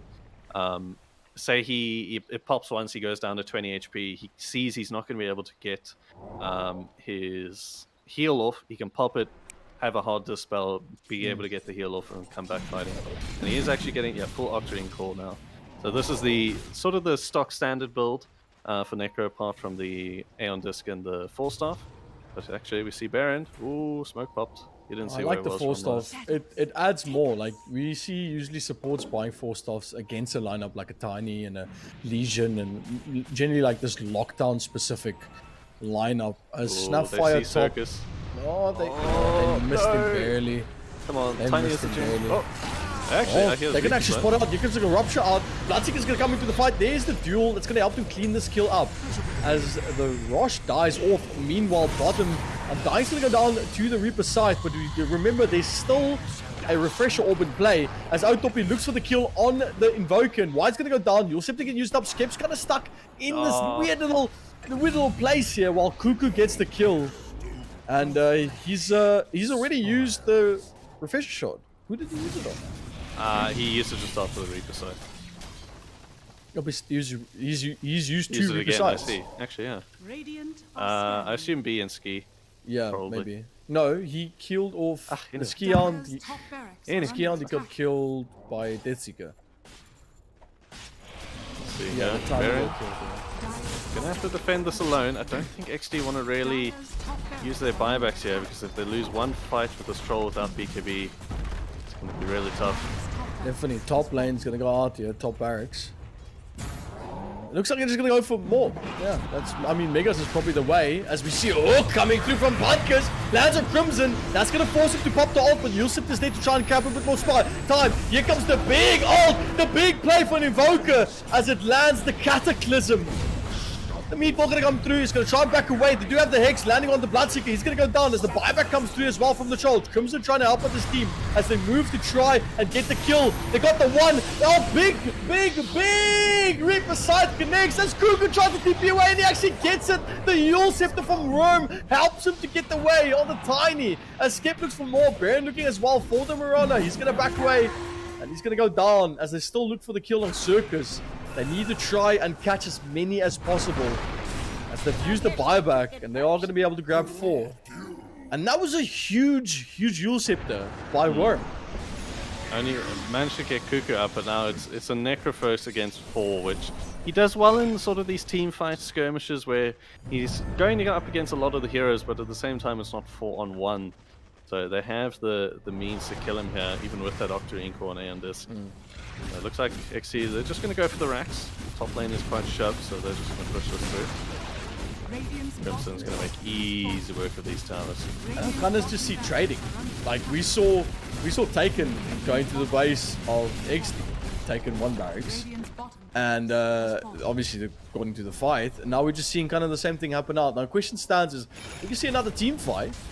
And is Taken going to defend this? It does look like they are as they pop Rupture on Crimson. He's going to back away, just trying to get out of range of the hook or anything from Cuckoo. Cuckoo does have that Reaper side up, so there is that looming threat. As we see XD learning from the mistakes that Taken has made and backing away from that fight. Could have the nice 2-second BKB from the press the attack. Ooh, not Don't completely. do it, maybe. Baron. They pinged out Autopi. Oh, I mean, he's let's see. smoked up. They're pinging him to not to do it, but he says yes. No! Oh, he pops up in the air. B's there to try and help. BKB's getting popped up. Baron doesn't have that BKB, doesn't have the blink as he does get the duel off. Here comes the Cataclysm from Evoker from Wise. It lands. Cuckoo gets popped in with the cookie. Probably not one of the more cookie. There's this Crimson pops the BKB trying back away, but here comes the big Reaper start connects straight on the Legion Commander as Crimson Thumb now tries to pop down this tanky Budkers. The Puds doesn't really give any mind to that as Tornado flies through from Wire as he looks for a kill here. Cookie, the meatball's gonna connect, helping get 1 kill. Meanwhile, Budka's on the pudge, just completely ending off B's life on the back, but it's gonna be too much because Parents joined in the fray, and he's just completely ending it off as so much is happening. Double buyback from Taken as they move to try and defend their base. Perfect execution there from Exdee. They were able to win that fight. This is just a 5v2 now. They know that there are these buybacks on cooldown. Circus, no longer buyback. Bloodseeker, no longer buyback here. Rax are going to go down. They do get the Hex off. Well, it does connect, but what more can they really do? Because, again, of the recall. Period. It's ridiculous. He doesn't even take the heal cooldown at level 25, but this game does make sense.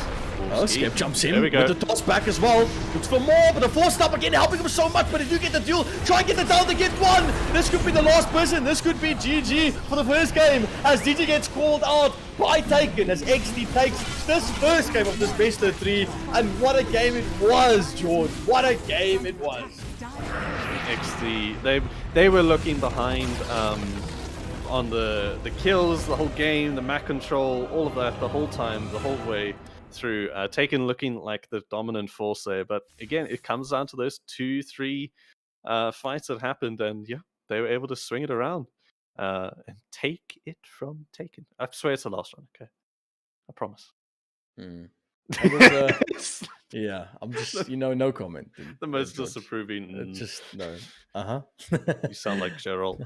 Anyway. But yeah, what a crazy game, George. We saw Taken being dominant the first, even the beginning to mid part of the game, much into the late game, and Exdee, I feel like didn't necessarily outfarm them, but just kind of played the right moments. Yeah. You could see Exdee understood their timing in the game. They knew the troll didn't come to fight until he had BKB, basically. He didn't come to the fight after that until he had Axe, because he realized, okay, BKB isn't enough.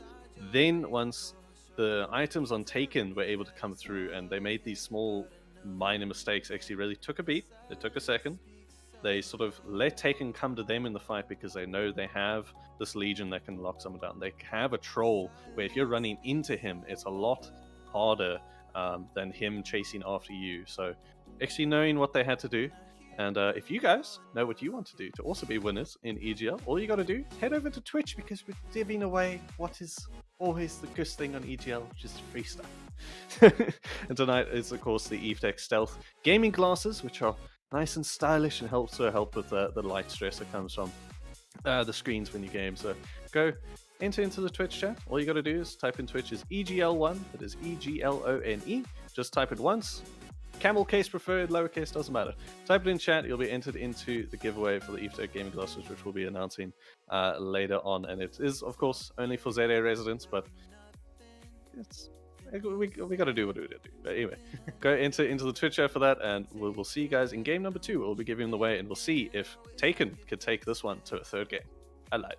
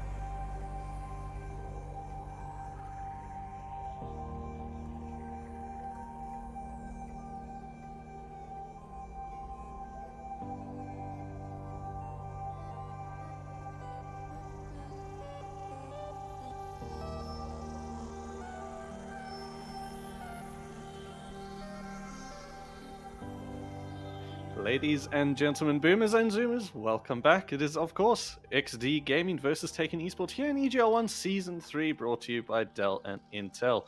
Exdee being able to bring that game back, bring it together at the end of the fight, force those buybacks, and take game number 1. So they have this little buffer now that they can go into game number 2 comfortably, knowing that, okay, if we mess something up, it's not the end of the world. We just got to learn from go from game 3. But I know they're Exdee guys, and they are out for blood. They don't want to leave anything up to chance. They're going to try and take this the whole way, and we'll see if Taken can do the same thing. They need to take it to 3 against Exdee, which has been predominantly the top 3 team through the whole of the Dota revolution since 2021, and we'll see if they can do that. So, of course, tonight, joined by Shakey again. I think you've recouped from that one because, oh my word, there was too many going back and forth. Some Necro ultis here and Pudge not taking any damage there. Blood Zika rupturing this guy, Tiny tossing him over there, and it's all a mess. So I don't know what's going on. You know, it's honestly crazy. And if there's one thing, I think a lot of people have like a telltale sign of maybe, like, if you go out for a night with the boys and you maybe drink too much, and you get to a point where there's a bit too much happening. Some people say, oh, like they feel like their cheeks start to get warm, or some people get flustered when they drink, or so, like, you get little signs that your body tells you, hey, you might need to slow down a bit. And for me, when casting high energy Dota and a lot happening, I get a very strange spasm at the bottom side of my right lung. And as soon as that pain starts happening, then I know we're on. I know there's action, it's good, it's flowing, and it's like my body saying, we're prepping for a good time. So definitely a very, very unpredictable game that we saw between Exdee and Taken. Yeah. What should have been Taken's game got taken away from them by Exdee. So I'm keen to see what's going to be coming out in the next one. You know, I'm half looking forward to Exdee winning, that we don't have to deal with that anymore. Taken. How about the Shakey? Let's try and not say the taking. I feel like why not? It's such an amazing opportunity just to like meme it. We've milked it. The cow is screaming at us, just going, "Please, I have no more." I think in images, and that's just a horrible thing to think about. A cow actually speaking, like I don't even want to go Betsy. into that, George. What? Betsy. No, but now you're giving it a name, which is making it more emotional, George. All cows are called Betsy. Okay. Yeah. Have you? Yeah. Okay. Whatever. let's talk about Dota. Finish what you were gonna say. I think I know what you were gonna say. Isn't there like a story? Isn't there like a rule that says don't name a animal that you're about to eat, or like a, you know, like on it? Well, I come from a farm. You never name animals because That's at the true. end of the day. Yeah, so now you're calling this cow's name's Betsy, and you know what? Can we just talk about Dota? Because you're making every me go single tangent. burger I eat Bartha, and no one will change my mind otherwise. I'm not going to entertain that thought because there's so many questions I have to why you want to name your food as well. I mean, I've heard. Okay, you know what? Actually, let's talk about the ban on Undying and Jug. I've broke him. I've done it. Because Didn't take much. Is there a soundboard where I can play emotional damage right now? Because that's where I feel what state I am in. Crippling depression, emotional damage. What a great day this is. You saw your game. Why you have to be mad? Well, I mean, talking about Dota, the thing that I actually love in this right now is I see Undying being banned on others basically. They don't want to go up against that again. They were playing it. I think they sort of did it because they know Taken has this second and third pick here. So they can take up, like they did Undying, Snapfire, because they haven't banned out Snapfire here. That is a very nasty thing to play into. It gives you so much control during the team fight. So if they ban it out, they could take a hero like Clockwork here, where it isn't going to necessarily... Actually, I'm looking at it. Undying would have done very well against Clockwork. So yeah, maybe Ski's telling me, boys, give me Clock. I win this game. Just ban this one guy. And B's like, I only got 2 bans. Just ban him. I'll pick Clock and I'll win the game. Don't worry. You know what? Taken should pick here? Jakiro. Yes.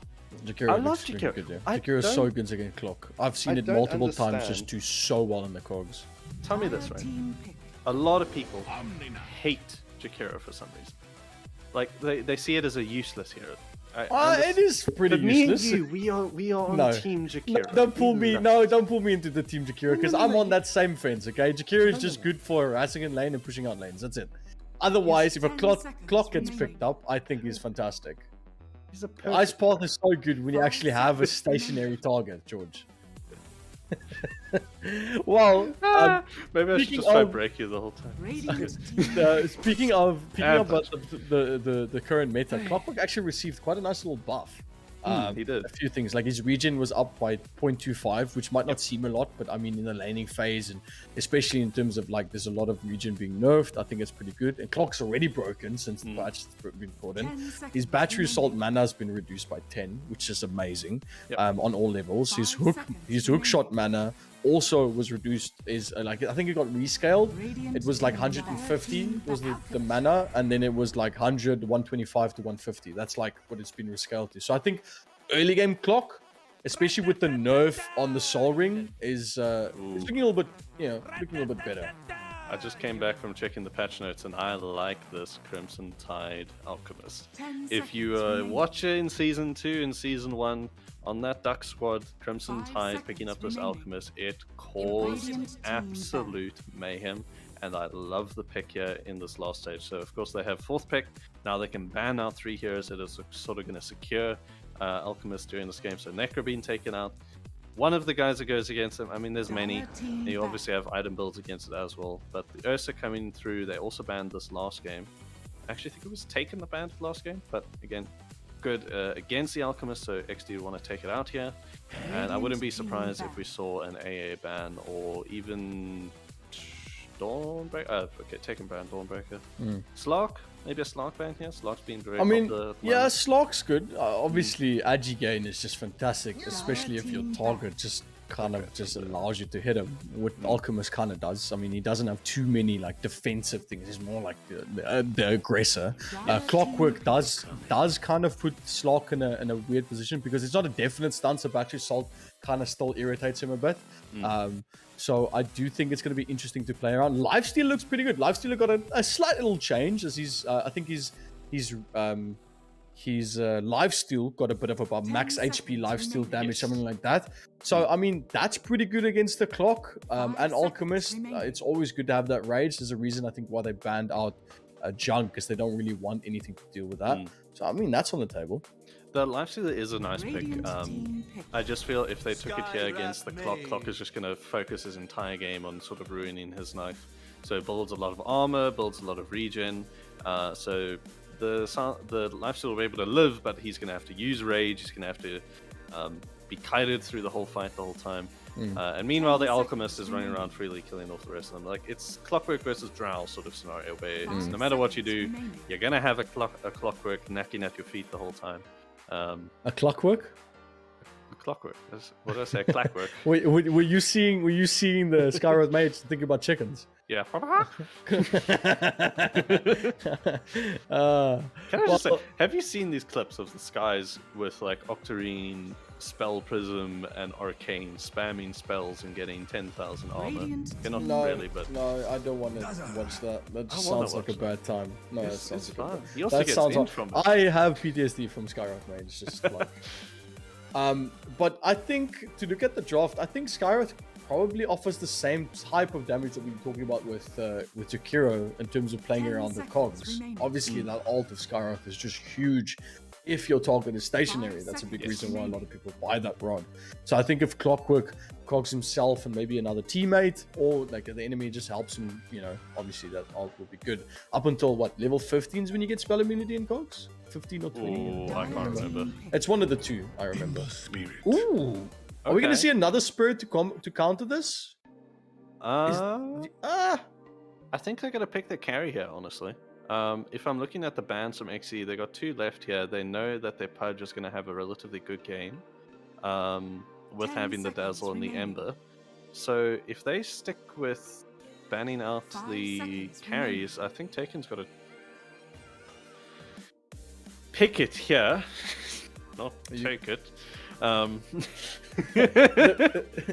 nearly- restraint in your voice is admirable. Taken, we're gonna take it. They're gonna pick it. Yes, that's what I had they're to gonna- look. I had to look to the side to make sure that I didn't have to be called the mitts again to try and save you from your bad net. But My brain was like, Oh. don't say take it. Don't say take it. Oh, I know a particular someone that would be quite happy to see that being picked up, George. yes. Yeah, I know they I like don't know playing if that it's quite good, a lot. though. Yeah, it's more like That's a the meme thing. play. I have never seen. Can you, with your analytical second screen, check how many times Clinks has been picked up, please? I'm gonna 'Cause guess. I'm not twice. sure. Twice? I'm gonna guess twice. I I feel don't know like for once. sure. I can't Let remember me when. look. I'll get for you. No, while you look at that, I mean, we're going to go into the second banning phase. A Bat Rider has seen a significant nerf as well, with the fact that his vision from his Firefly has been nerfed as well as the. I think it's the alt. What are you eyeing Clinks. about?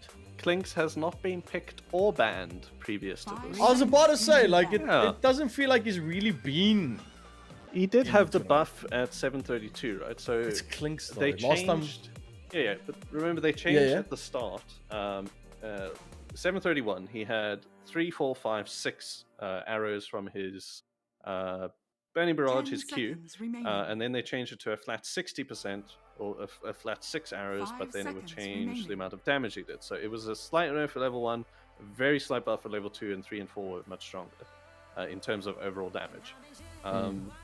I think it's a way you could sort of have him farm a lot faster. So you remember when Clinks was absolutely broken with the Yeah, Maelstrom change? I was going to say, like 2017, 16? No, it was like Was it later? it was like this year, dude. Was it? It was like this year, if not the end of last year. It was very recent. Yeah, but when was the era when Clinks was literally in every single game?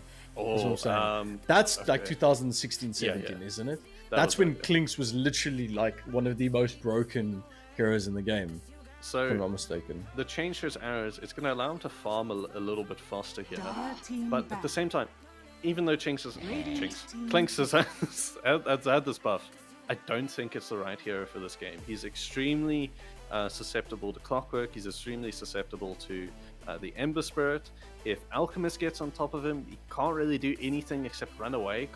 Clinks isn't one of these guys that wants to just stand and man fight. That's sort of Pudge, Bloodseeker, Ursus territory. I don't really see how this fits into the draft for them, given XD's picks. If you look at Taken's on its own, it's fine. But given what XD has here, Scotty is what I'm thinking is the only real reason you'd pick. What do you Clinks think here. about Anti-Mage? For XD? It's very or for yeah Taken? for XD. It's like it's very bad against Pudge. But looking at the Skyrath, and obviously Anti-Mage has been buffed with the slow now as well. He's got more percentage slow on his mana drain, so which is not too bad against Clinks. But obviously that Pudge is probably going to be an offlane, so it's not fantastic.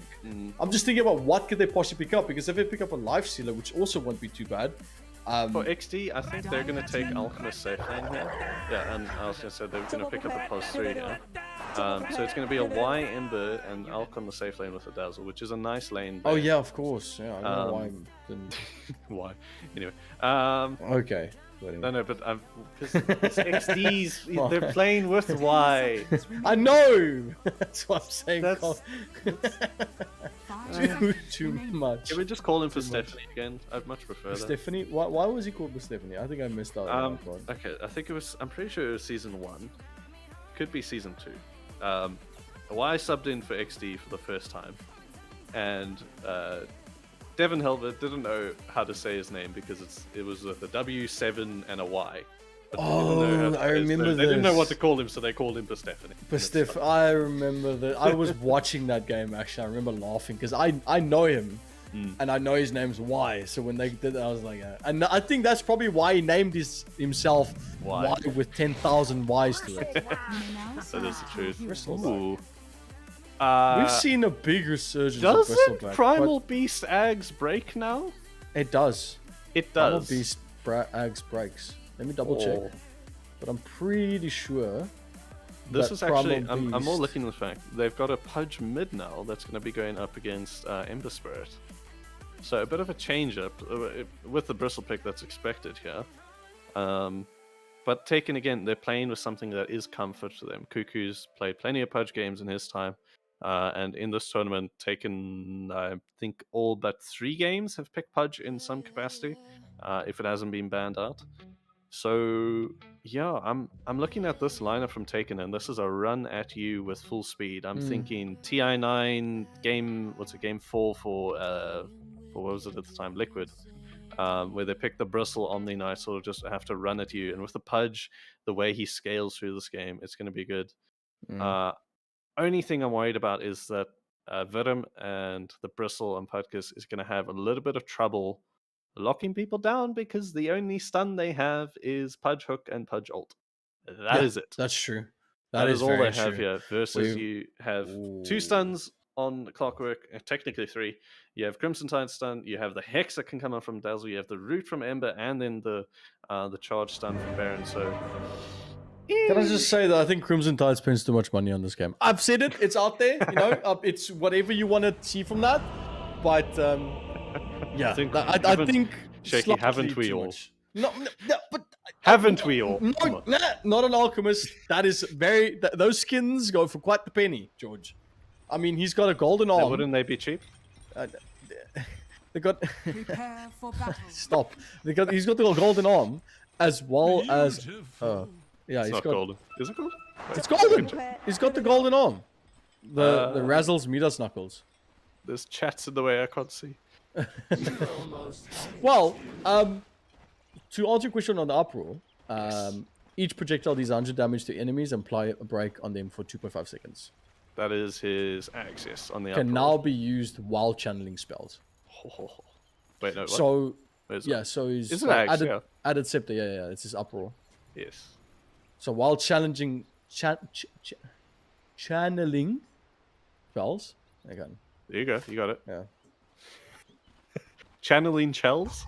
Charles, I can't do. I don't know. It's just kind of like somewhere there. There's information for you to use however you want somewhere in that sentence. Not particularly know where, but Shakey, it's what? important that we know you try. What? Why do you sound like my teachers in school? I am. No, you're not. As we see the action start on on both sides, we got quite the lineup, and I'm excited to see how this gets started. As we see immediately, a hook is gonna get missed by Cuckoo, but it doesn't matter. I wanted to say B might be go down. I do have the viscous nasal poo, and the right click from Worm is gonna help them clean up that kill. As Taken takes the first one again. Yep. That wasn't on purpose. No, I don't think we can. We will never be able to not do it on purpose. Yeah, that was on purpose. That wasn't on purpose. I'm interested to see how this Askiyan's going to do on this Clockwork. I love Clockwork, and he's been really good since like a year ago. He's seen a good few buffs, and especially if you get brown boots, which I see Skiyan has gotten. Just but with movement speed alone, like this hero can literally have brown boots and that's it. Honestly, You know, here's the thing. Yeah? Here's the thing about Clockwork, right? Since the change, I want to see Skihound this game go his Aghanims for the overclock, and AC in a Deso. Do you know why? Why? When he has his overclock active and he cogs someone, he gets 250 attack speed while they're inside the cogs. When? How? What? So when he has his overclock, right, his new ability, which previously has, it's like stuns him at the end of it and it recharges everything. I say that, look at this. Yeah, You can't do this, man. Yeah, I mean Omni Knight on Circus Freak, he's struggling, but actually. Baron as well. He's falling low, but he's just gonna pop that uproar. That should help him out. But I mean, bot lane on the Alchemist, I see he's actually opted to get his Unstable Concoction first. As Dazzle B taking some damage here could be troublesome for him, as he doesn't have any sort of save. As they do at least get, they got the Bristle first. Yeah, they do get the Bristle, so he has the XP that goes his way, so Dazzle is going to be too far off. They do get the kill on Omni at top. Circus Freak falling low. Baron Biceps, he's very close to that, but he should be able to survive that one. I mean, Autop needs 10 seconds and he can basically kill Baron. I think Baron knows that, so he's just going to back away. Just bot lane. Yeah, I was literally about to say, if I was, I don't know, if I was Crimson Tide right now, I would have even bought, I would have just gone straight for one. Because this amount of spam that's in this lane is just crazy. I want to say we should really get Podgus some FFLC or a Muko, because that nose needs some working on. It's a bit too snotty for my liking. We need to get you to stop making these jokes. That was also pretty good.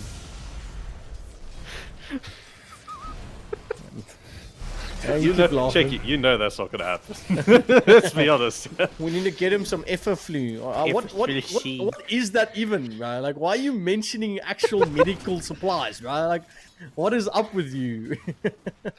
Why do you have to be so overly specific in the type of medication that this bristleback in a fictional reality needs to start taking because of his ability? Like, I don't even understand. Man. Yeah, well, his ability is now called Snot. Are you happy with that? Yes. Right? I'm fine with that. Okay. But he's got to be careful. Yes, he's got 10-1 charges actually. Oh, the Dazzle. Oh, yeah. This is just a beautiful one lane, I will say. Bristle plus Sky. Oh, Magna. Yeah, that's what I'm saying. Oh, middle. Hey, Cuckoo. Well, Cuckoo might still go down. He's got one. Oh. Skip doesn't even have Rocket Flare. Cuckoo's does have hook in He's one. There we go. Oh, is he able to get the kill at least? Oh no, the tower switched over to the cog. So Skip able to get back on that one. That was that was very close. If he had hook earlier, yeah, that was the last second that he could have put down those cogs. Any little bit later, he'd have been too far under tower, but he got it at the perfect right time. And Y had a bit of a lead in the lane, and now with Cuckoo dead, he's gonna pick up a bit of what he lost through the death. Don't get hooked. It's fine. Yeah, I mean, this today marks quite a special day, Corny. It marks my first ever live casting of a Primal Beast. Ah, I've never casted the game with the same Primal Beast actually. in it. Yeah. Is it? Yeah. Because he was added in 32, so yeah. Yeah, it's quite a unique day. We're gonna have the choo-choo train coming through when he uses his Q. I can't believe that we now have the thing that caused me. Oh, bot lane the Dazzle falling no B. In trouble here as they turn it around. Crimson showing us what that unstable concoction really does. As he's gonna pop the wand, but surely that just looked like a definite kill, but they just couldn't capitalize on it. I mean that acid spray on level 2 just does wonders. It's this nice buff now that it made the acid spray actually adds our armor to your allies as well. So with the physical damage coming out from Bristle with the Quill Sway, he's going to be better off as long as he stays near the Alp and the acid spray there. The only thing we haven't talked too much about is the flag bearer creeps. Actually, we've just completely glazed over that with 732. Oh, top lane, we've he's looking for more action as he combos the power cogs as well as the onslaught and trample. Wow. Okay. That's like trying to run a marathon inside of a small shower. He's just running around in the smallest circles I've ever seen. It obviously works. Yep. I'm gonna write that down. Ooh, might be some opportunity mid lane as Cuckoo Pudge goes on the Ember Spirit as two people actually rotated mid. A little bit of a late rotation for Exdee. They managed to get the kill on Y. And that shows. As soon as Pudge hits that power spike in level 6, damn, is it tough to deal with. Ooh, top ski. Hey, this is not right. It's just clockwork things, George. I'm not going to even pay attention. It's just clockwork things. He's stealing Baron's farm though. Look at this. He's going to deny on the tower. Oh, top, it still wasn't long enough. That's unfortunate. That's a yikes. Well, Baron's got a double lane now. He's fine with this. Reported. You got Bot lane Dazzle B might be in trouble. He's going to go down. He's indeed going to go down as this very spammy lane mid lane just does a lot. Ooh, why? Actually doesn't have his 6 yet. This is dangerous territory. Cuckoo now sitting on level 7 and the Ember not even being able to reach his power spike. That's huge for Cuckoo to have done that. Vanguard plus the Flesh Heap now. He takes no damage. The Flame Guard doesn't do anything. The Slide of Fifth isn't gonna shove him out of lane anymore. Well, therefore, the Slide of Fifth will now be known as the Slide of Fifth. I don't know. It's very formal. The sleight of fifth. I don't think we've ever Sounds been like a formal. statement in the declaration of independence. The degradation of independence. Let's go. The degradation of Shakey's mind. It begins today. As it starts to slowly decay because of George. It's not sure. Can't take all that blame. Crimson down bottom. 80% of it. He finally has a level in his Grievel's Greed, so he's going to be picking up the farm now. He's going to be up to go for the Radiance build this game. Yeah. Is a good one to go against the Bristle and the Clinks. The Battle Fear isn't going to really net him much of an advantage here. Yeah, I want to see that Radiance get picked up before like 12 minutes, and that's pushing it. Like he really, Crimson and I like can this, do it. the pickup on the windlace. Like that's a lot of people don't realize. Like I've seen a lot of cores lately, literally just pick up a windlace just for the movement speed, and later on they sell it. Yeah. Just because of how much value that is. It's 20 movement speed. Ooh, speaking about Crimson Tide on the Alk bot lane, taking a fair bit of damage as we see a rotation going to come out from Taken, as the moves for the Alchemist Deep is going to come in from Exdee as he tries to pop it down stable concoction. They do have the save as Crimson gets helped out by his team as B gets the double. And oh, what a good rotation. And that just, again, sustain, Shallow Grave, Dazzle. Such a good place in this meta right now. Ski and B, the combo that's been working for, I'd say years. It's definitely been 2. It might be more. I'm not too sure. It's the game in SA is sort of dominated by these supports. And oh, top lane. Hey, buddy. Hey, buddy. Baron Charger. on the He's fine. He's fine. Ooh, beast. He's just gonna get out. He also just There's no pops the way. uproar just for the, you know, the sake. Cuckoo with the hook. It's not gonna land.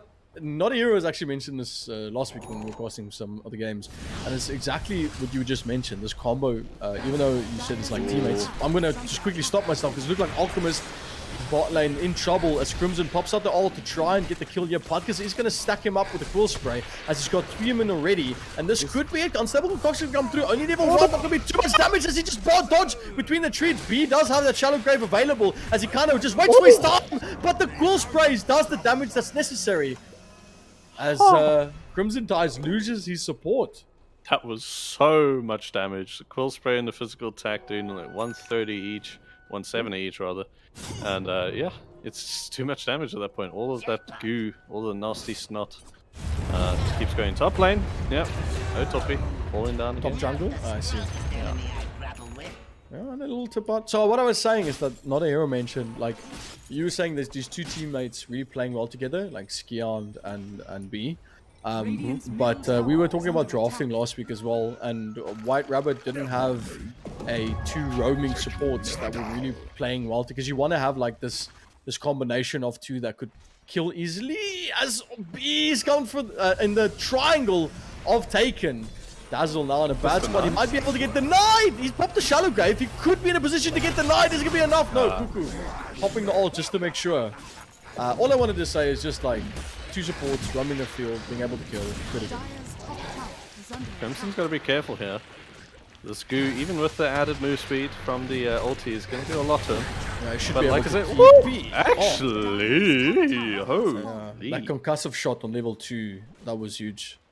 That's the first time I've seen that, actually. Usually I've seen Arcane Bolt getting maxed out because of how well it goes with more int you have. But going 2 into Ancient Seal and concussive shot, Look at top lane. Ski Hound, don't do it to him, man. Here's the thing, right? Ski Hound gets this hook shot. Baron can be there within a moment's notice with his onslaught here. and then he just tramples him a little bit inside. Radiant's bottom This- And they might be looking to set up mid as Cuckoo They Pudge. see them though. Oh, they do see him. Yeah. Battery Hey! assault. This is when it really works well as it stuns him up. Here comes the ult as well from Worm. The Mystic Flare connects. Cuckoo does get one. Looks for another as Baron goes down. That's a double for Pudge. More fleshy stacks. That was And, just a vision game there. They saw them coming. They saw them setting up, and yeah, Taken just exploded. And this is what I meant with what I said with Clock. Like, I feel like Skyroth very much like Jakiro. We saw how that Mystic Flare just worked so well around those cogs. It's very easy for them to just TP in. They've got the target that's necessary, and they just can completely wipe them quick. But that battery assault does so well against that Dismember. Yeah. Cuckoo being able to to win things out. Oh, not again. Not like this one. Okay, he's fine. Yeah, Skip He's so nervous as soon as the Pudge just locks eyes with you. Wow. Right, that hook from Pudge was just a bit too close. If that creep wasn't there, he would have gotten Y instantly. Taken. Have a little bit of a lead here, though you have to keep in mind that there is an alchemist in this game. Yeah, fair enough. Looks like Circus Freak is putting up these deep wards, which they're going to use to sort of scout out Crimson. See DD if on, they can really on kill Circus him. Freak. Yeah. On the Omni Knight. He does spot Crimson. He's going to hit him. Yeah, he's going to back away. Oh my. Yeah, they've got... surely B realized... Yeah, Yeah, okay, I was about to say, easy. surely B knows. Surely B knows. Must B. be informed. He's gonna get caught out here. Dazzle taking some damage. This should be enough to take him off. There's the beautiful, beautiful ancient seal. Perfectly timed. I mean, Perfectly Dazzle was lifting that little shaft and then... They waited just for the Pudge to come up so he can get another Flesh Heap stack, which... Well, everything matters in this game. Everything matters.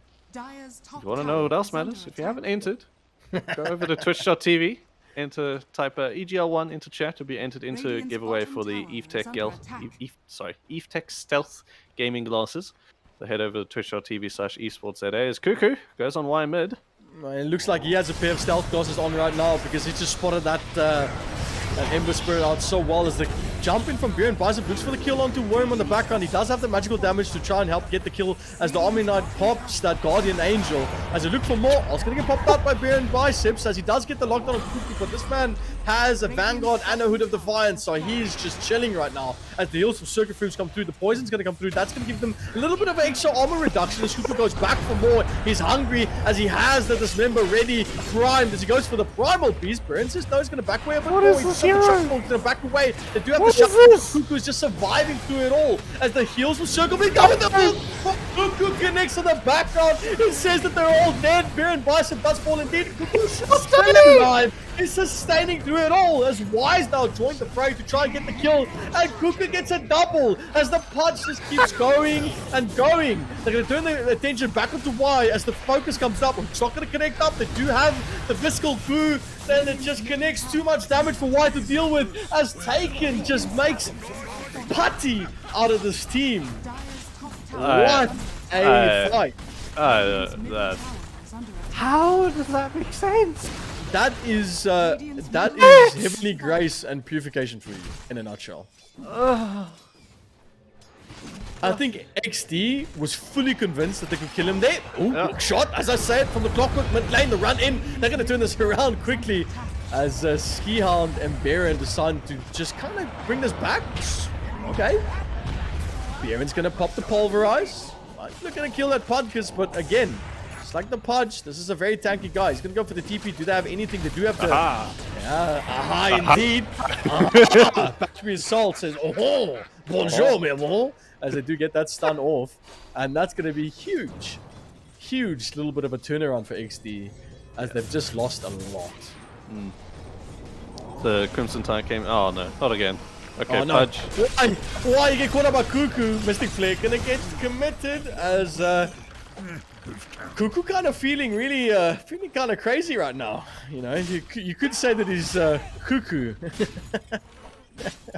This is a horrible game. You're alone on that one, mate. Yeah, I'm sorry. I committed to that. I'll accept whatever responsibility for that one. So you can make dad jokes, but I can't? Okay. Whatever. Mine are good, you see. No, they're not. You do them literally to make me cringe. What are you talking about? Yes, that's why they're good. Yeah, okay. Anyway, Crimson Tide came into that fight as he did have the Radius finish and going for the AC. Of course, the item you really want to get on an Alchemist because all of his damage is physical. No magical to speak of for him. Except for the Radiance, but hey. Do what you do. Yeah. So AC helps in every regard. Acid Spray, more damage on the stun, and yeah, it's gonna be okay. He's got the space. Finally above in the net worth league. Cuckoo was sort of sitting up there for a whole lot of time, and I'm more looking at Y. Very underfarmed at the moment. Has a Falcon Blade and Phase Boots, but nothing really else to speak of. Why do you think that is? I can see you smiling. You know I can still see your camera. But that's a genuine question. So Baron charging in the why? middle onto Okay, Focus. Yeah. Well, we see Primal Beast taking some damage. Baron Bison tries to back away. He's going to pop the up kill. As Podcast creates the space, he does have a Heavenly Grace on him. As a good play from Skian, he does kind of get away. I mean, it's kind of still in the open, so it just gives Podcast a bit more time to run around. But Taken definitely in the position to pick a fight. Exdee really not in position to pick a fight, but they're gonna go either way. They're gonna look for the big mythic for the big fight. As the hook from Cuckoo does not land this time, as Crimson still has his Chemical Rage up and ready. But it looks like Taken realizing what might happen if they commit too much, gonna back away. And I like the fact that Taken, even though that they're losing players, they're only losing like 1 or 2 at a time. Where Exdee kind of feels like they're bleeding deaths. Exdee barely on the same net worth of them at the moment. Exdee XP on Exdee is also falling behind.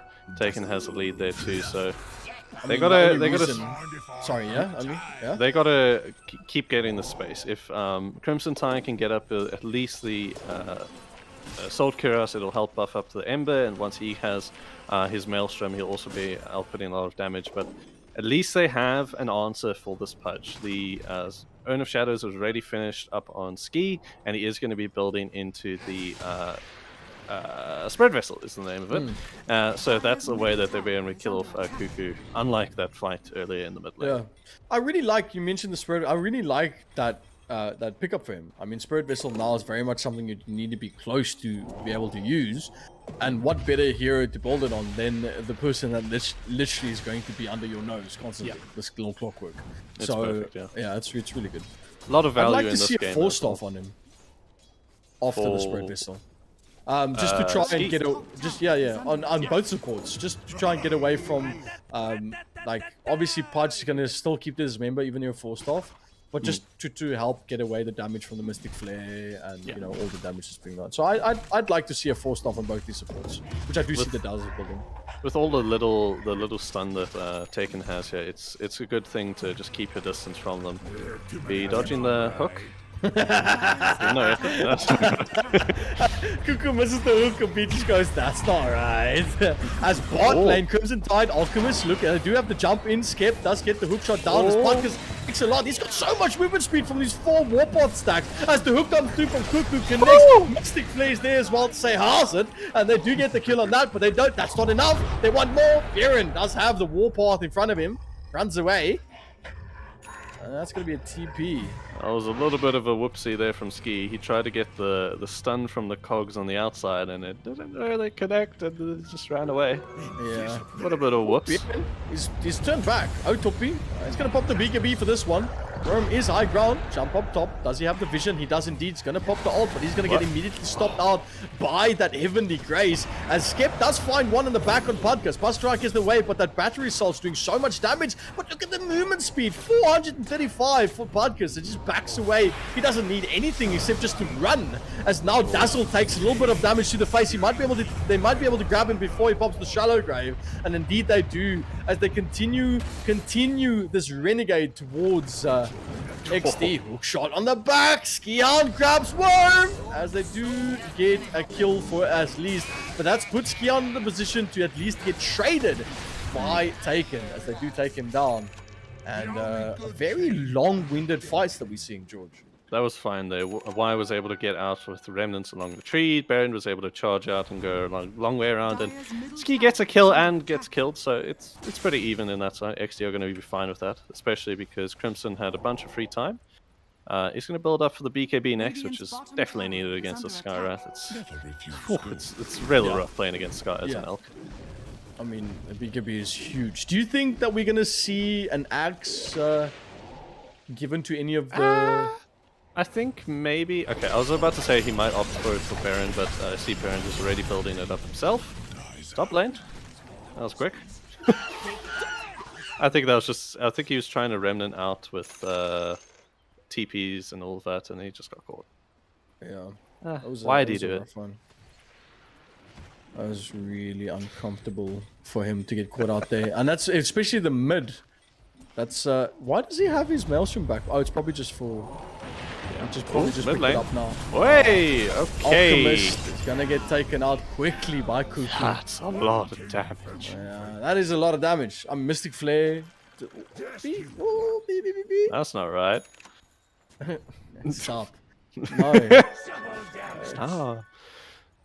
Rossouw, surely going to be the target here for Taken. They can take it quite easily with the DD that is on Urtop. He has his Gleipnir finish as well, so have the little bit of lockdown that they need. Able to hold them in place, opting for the BKB thereafter. It looks like bot lane. Baron will at least trade the towers, and might have something from Ski. Or he a little bit earlier could have opted to try and steal that one. Anyway.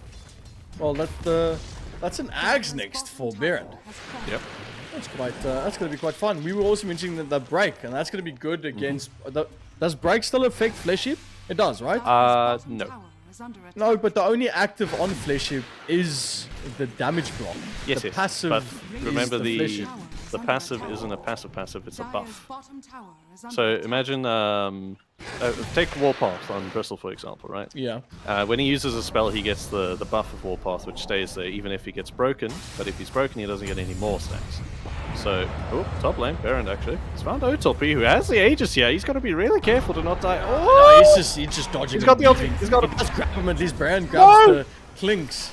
And the hooks from Skep misses. Mystic Flare comes through just to try and secure the kill. Skep now in trouble in between the cogs. And he's going to try and TP out of this, but does not have enough. Pain. Mid lane punch. He's going to get the kill on Dazzle as well. And that is 3 kills quick for Taken.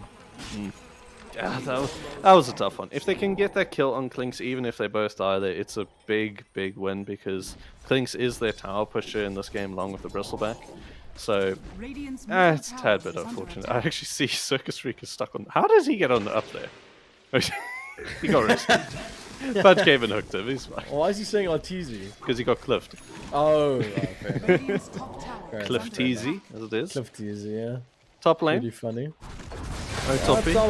I mean, Focus. one thing Klinks is known for is pushing towers. If Taken can sort of just run with this game, the damage that they're going to be outputting physically wise is immense. The Bristle has his Axe finish up, so that's a lot of slow and minus armor, which is what the Klinks needs. Along with the... Oi, Ski! Whoa! What the interaction was that? Goes in, straight for the back, does grab that Aegis down. The Ski helps to set up for the team. Baron just running around the back end. He's going to look for the ult. They're going to be able to get the unstable concoction. Here comes Luke through from Cuckoo. Connects. They also get the Heavenly Gaze going to come off. But the ult is there from Baron as they try to kill him out Toppy. But it's not taking too much damage. There's so much style being created by this Omni Knight. But it doesn't really too matter as 2 goes down for Taken. 3 goes down as they try and look for more. As Cuckoo tries to get for the TP. But that's not right indeed. As the TP does come out. And they're going to have to back away. That is a big win for Exdee here. Being able to kill off the Klinks and Aegis and even fighting through the Omni ult. Ooh, Ski. Oh, and they might be able to find more on Bristle. Yeah. Podkus, he's ready. Ski does have a Luke Shock available. Here comes the run from Baron as they just charge down on the Bristle. They got the battery salt as well to keep him in place with the unstable concoction. And there's exactly what you said in the beginning, Corning. So many disables and so many stuns from the side of Exdee. That's really helping them secure their skills. Baron acting as his own Uber there.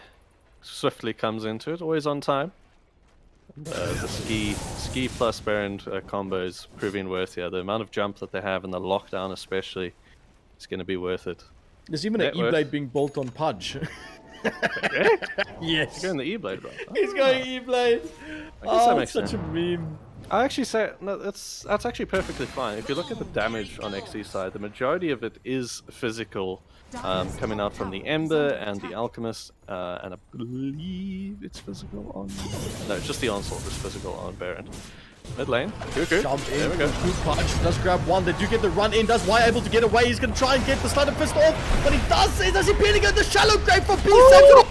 Baron has the axe, so he breaks him all on the backlines. Cuckoo tries to get more for his team, but look at Baron just popping these axe abilities. I think it's called Uproar, as so much is being done. Dazzle tries to pop him all. He does have the shot of Poison Touch. That's going to just keep them at bay.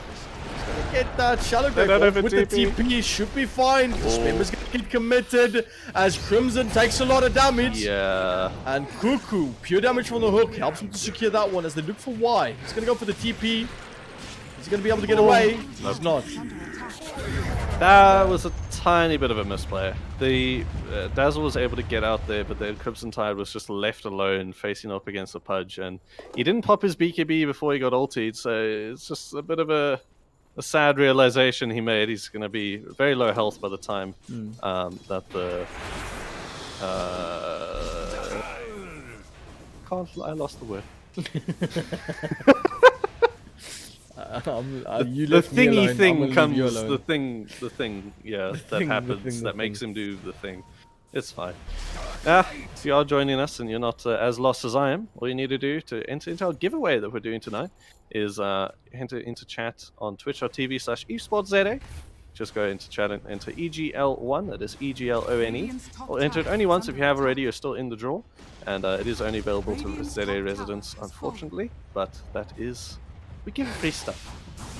I mean, it's a South African tournament. You know, one would think that it would be available to South African.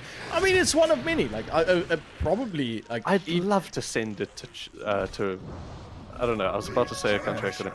I'd love to send it to England, but we just can't. Esports going to become the DPC of Africa, man. I'm telling you right now. And then we'll be able to ship anywhere. Like, That's true. From the way that this tournament's going on right now, you know, I mean, definitely more sponsors are going to be want Hey, to get involved. there we go. And I say that the action is there for people to enjoy. Why is going to be able to get away with his Remnant? As more action, Baron gets caught out the back. Primal Beast in a very bad spot. He's going to pop the uproar, but unfortunately, but too much. Yeah. Baron, he had the BKB committed it there, but the amount of physical damage that they have and the piercing damage they have too is just... oh, Ski! Oh, Okay. he looked for the kill on Ski, Yeah. but he does get the cogs off the back Well away. played, well played, well played. It's like, can we do the tiny clap they do at Wimbledon? Just... Well played. Well played, well played. Well played, well played. Radiant's middle tower has fallen. Oh, look, crazy, crazy game so long. The net worth and gold graph is looking like something that's closed down of a roller coaster. Speaking of gold, actually, Shakey, do you know I once worked at a bank? You're not entertaining it now, but actually it looks like Crimson. As the action happens, that's exactly what we're here for tonight. As Bysselback now in some danger. He's going to fall low, but he's able to run away with that warpath. But no, Wise there to immediately capitalize on it. They're running from Beer, and he looks for Circus Freak as he just begins the pommel. Hook back from Pudge. Cuckoo grabs Luke. He's going to blink out immediately as Crimson now starts the run down. He looks for Worms. Fire Vessel's been committed. The damage is being done. It's just astronomical. They got the clip near from... They can't kill this Pudge. Out They of know view. they can't. Yeah, he's gonna have to back away. That's a double buyback. Surely Exdee backs away. They see the buybacks, they dipped out of that as fast as they could. He's probably going to go down here. They don't really have anything to save him, and he doesn't have full start up. He's just going to take his time, make them work for it. Maybe get denied. Nah. That was a bit tight. A bit tight indeed. Ooh, Tight mid lane. game. Hey. Opportunity. Oh, Yeah, Baron's fine. He's Yeah, he should be fine. Spudkiss though, that is a Foss hedgehog. wait, is he a hedgehog? I look at him as a hedgehog, just on like a lot of drugs. Well, he's got a snout like a pig. So do hedgehogs. Fair enough. I never thought him of as a hedgehog. Like, you've just kind of made me think. Have you never seen the clip of I can't remember which year it is. Like, Sven, where do you touch a hedgehog? On the belly or on the back? He's like, on the belly. Okay, then stop hitting the bristleback on the back. Hey, that's actually that's kind of funny. That's kind of funny. Anyway, Shaky. Oh, Yes. okay. Never mind. Crimson's been found again. The What do you Puckus mean? has just got his number. He's just always on him. Oh, but you can see the Yeah. rest are taken on the map. They are running down here for him. They really want to find Crimson, yeah. He has his BKB, so he can at least BKB TP, but if Cuckoo's nearby, Yeah, I'll it's just gonna be freeze, quite he's going to difficult. think. Yep. Anyway, never tell you I worked in a bank. Didn't last very long though. I got fired. Dyer's top tower. How good are those glasses from Evetech? Are they pretty good? Shaky, here's the thing. You want to know why I got fired? Entertain me, George. I mean, why So, not? the lady came into the bank, right? She told me to check her balance. So I pushed her over. Radiant's bottom tower has fallen. Baron in trouble top lane. Primal Beast. He's gonna take one for the team. Cuckoo trying to his best to get this kill, as we do see Bristleback joining the fray, and a bit too much damage being done for Baron to go down. As I try my best to just ignore these dad jokes that George is busy telling, as we focus on the Dota that I lose my breath over, and not my sanity. Not bad. It's just too much. I'm trying my best to ignore it, but how well of a Told cause me to am I check her ignoring my balance. Dota? What do you want me to do? I don't know why the manager got so upset. Oi, why mid lane? Punchman might be in trouble as Y tries to get away. He does get saved by B. Forced up maybe. He's not going to commit a dish yet as he does get away. He's going to have to pop bigger B for that one as he TPs away just for the sake of it. Concoction is Crimson. gonna pop on Crimson. He does have that Solvers up. So that's BKB committed in a lot. Crimson's got this DD. I think he's gonna. What is he trying to do here? Oh, it's just farm. Okay. So he's gonna try cheeky backdoor, but I'm saying that time was a bit too much HP. XD, they gotta be careful here, right? So kill score looking very even. Crimson has that high net worth, but Pudges are just about the same at the moment. Has the overwhelming blink finished up, along with the Pudge. Vanguard and the Eternal Shroud. It's so hard to kill him if you're right on top of him. He lifesteals so much from the rot. He has the heal from the BKB jumping ulti. shots for the Dazzle. Mystic Flare's going to clean that one up as he hooks up straight towards Baron. He's going to pop the BKB, and he's also going to pop the uproar, as we've seen that so many times before. Hey! Look at Lotus going to send it back to Crimson. As But that's This BKB is- now. I'm sorry, not yeah. BKB. Buyback. and I meant Fudge to is say. approaching double the net worth of Y, as he definitely did not have the best of mid lanes. Clipney being used by Otopy. As more pressure being put on the base of Exdee. Hook's gonna connect on the back. There's the Dismember gonna connect, but they do have the Shallow Grave to try and help it up the Rot. There's just so much for them to deal with. But look at Crimson Tide wailing into Cuckoo, but the ult, the big hit is connect. And Otopy just fires through them with the burning barrage as he takes them out. Why trying to do his best, but look at the prediction from Cuckoo as he tries to hook back out in case Y tried to jump out of that fight. Does not end up grabbing him, but this is a bad spot for them to the slide the first. Cuckoo still has to turn around. He can't have to double think that one, as Skep now being pummeled, and this could be it. Surely this is GG. Ban the As Pudge. Taken just showing so much dominance in the second game, and I'm predicting the third game we're going to see a ban on this Pudge.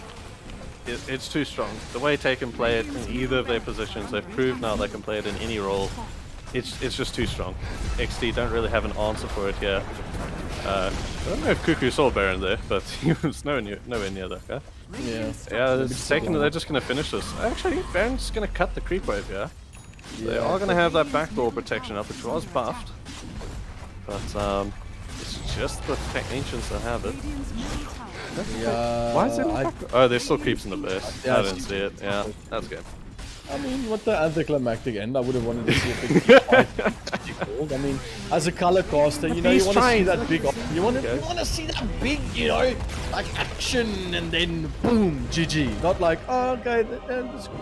That's good. Anyway, That's Taken good. Esports, they proved that they don't need any stuns. They just need a very farm Pudge and a very strong backline for them to lay in the damage into XD. And XD looked fine for the majority of the start of that game. Only real downside was why I didn't have a very good start. But on the other side, the people who have had a good game besides Taken is going to be FSM. So FSM_life. Obviously new from the Duck Boys. If you want to come and claim your prize, the Evetech Stealth Gaming Glasses, you just got to chat to good old Vibes and chat. Talk to admins, they'll DM you all the details. But yeah, you got to claim your prize. If you don't claim it, we're going to give it to someone else. So go claim it quickly. If he's from Duck, that's a pretty good prize he just won, because considering they like playing Dota at 3 o'clock in the morning. So, I mean, that's going to help his eyes out a lot. That's true, yes. That's very true. But that is going to be Taken Esports taking game number 2 here and forcing a game 3 against Exdee, putting them on the ropes. So Exdee, they got to pull this one to take it to top 4, and Taken, they really looking good to send this one and put up an upset for sure. So we'll see what they could do in game number 3. We'll see you guys in a little bit. Cheers.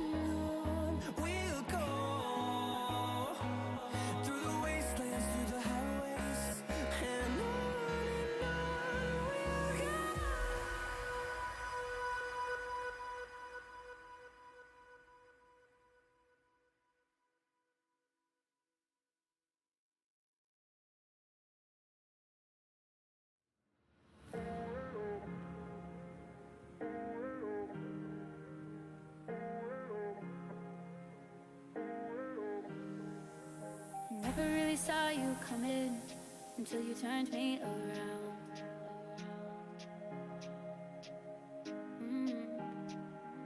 I used to think I was nothing, but look at this love we found.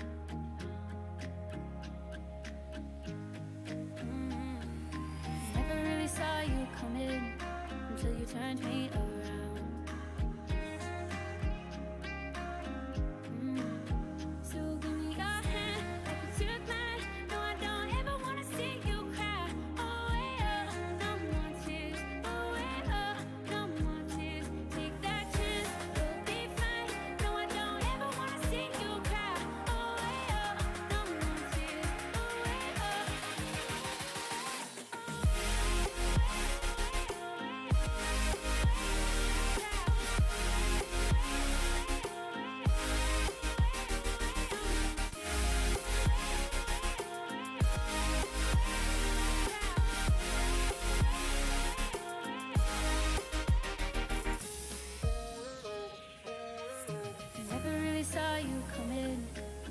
turned me around.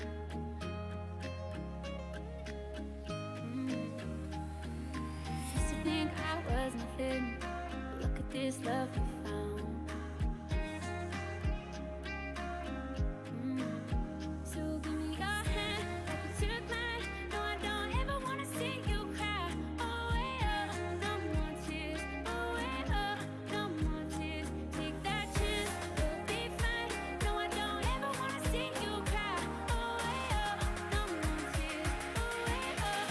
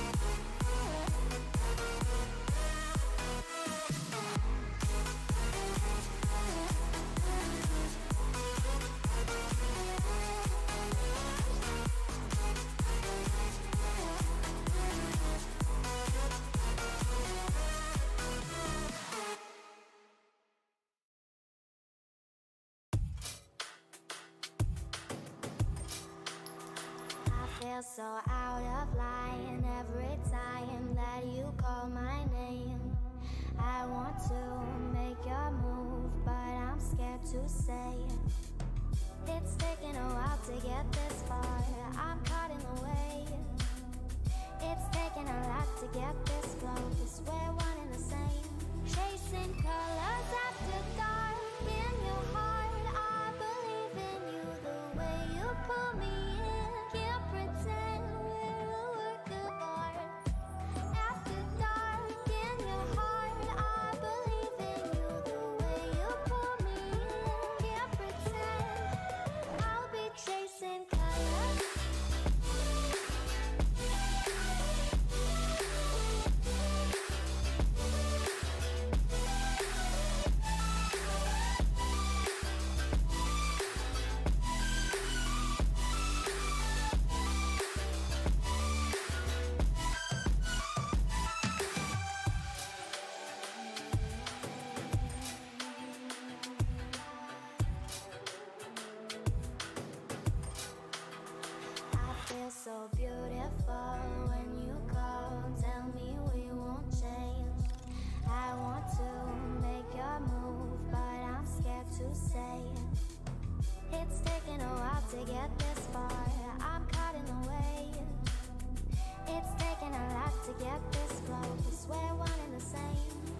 chasing colors after dark. In your heart, I believe in you. The way you pull me in, can't pretend we're a work of art. After dark, in your heart, I believe in you. The way you pull me in, can't pretend.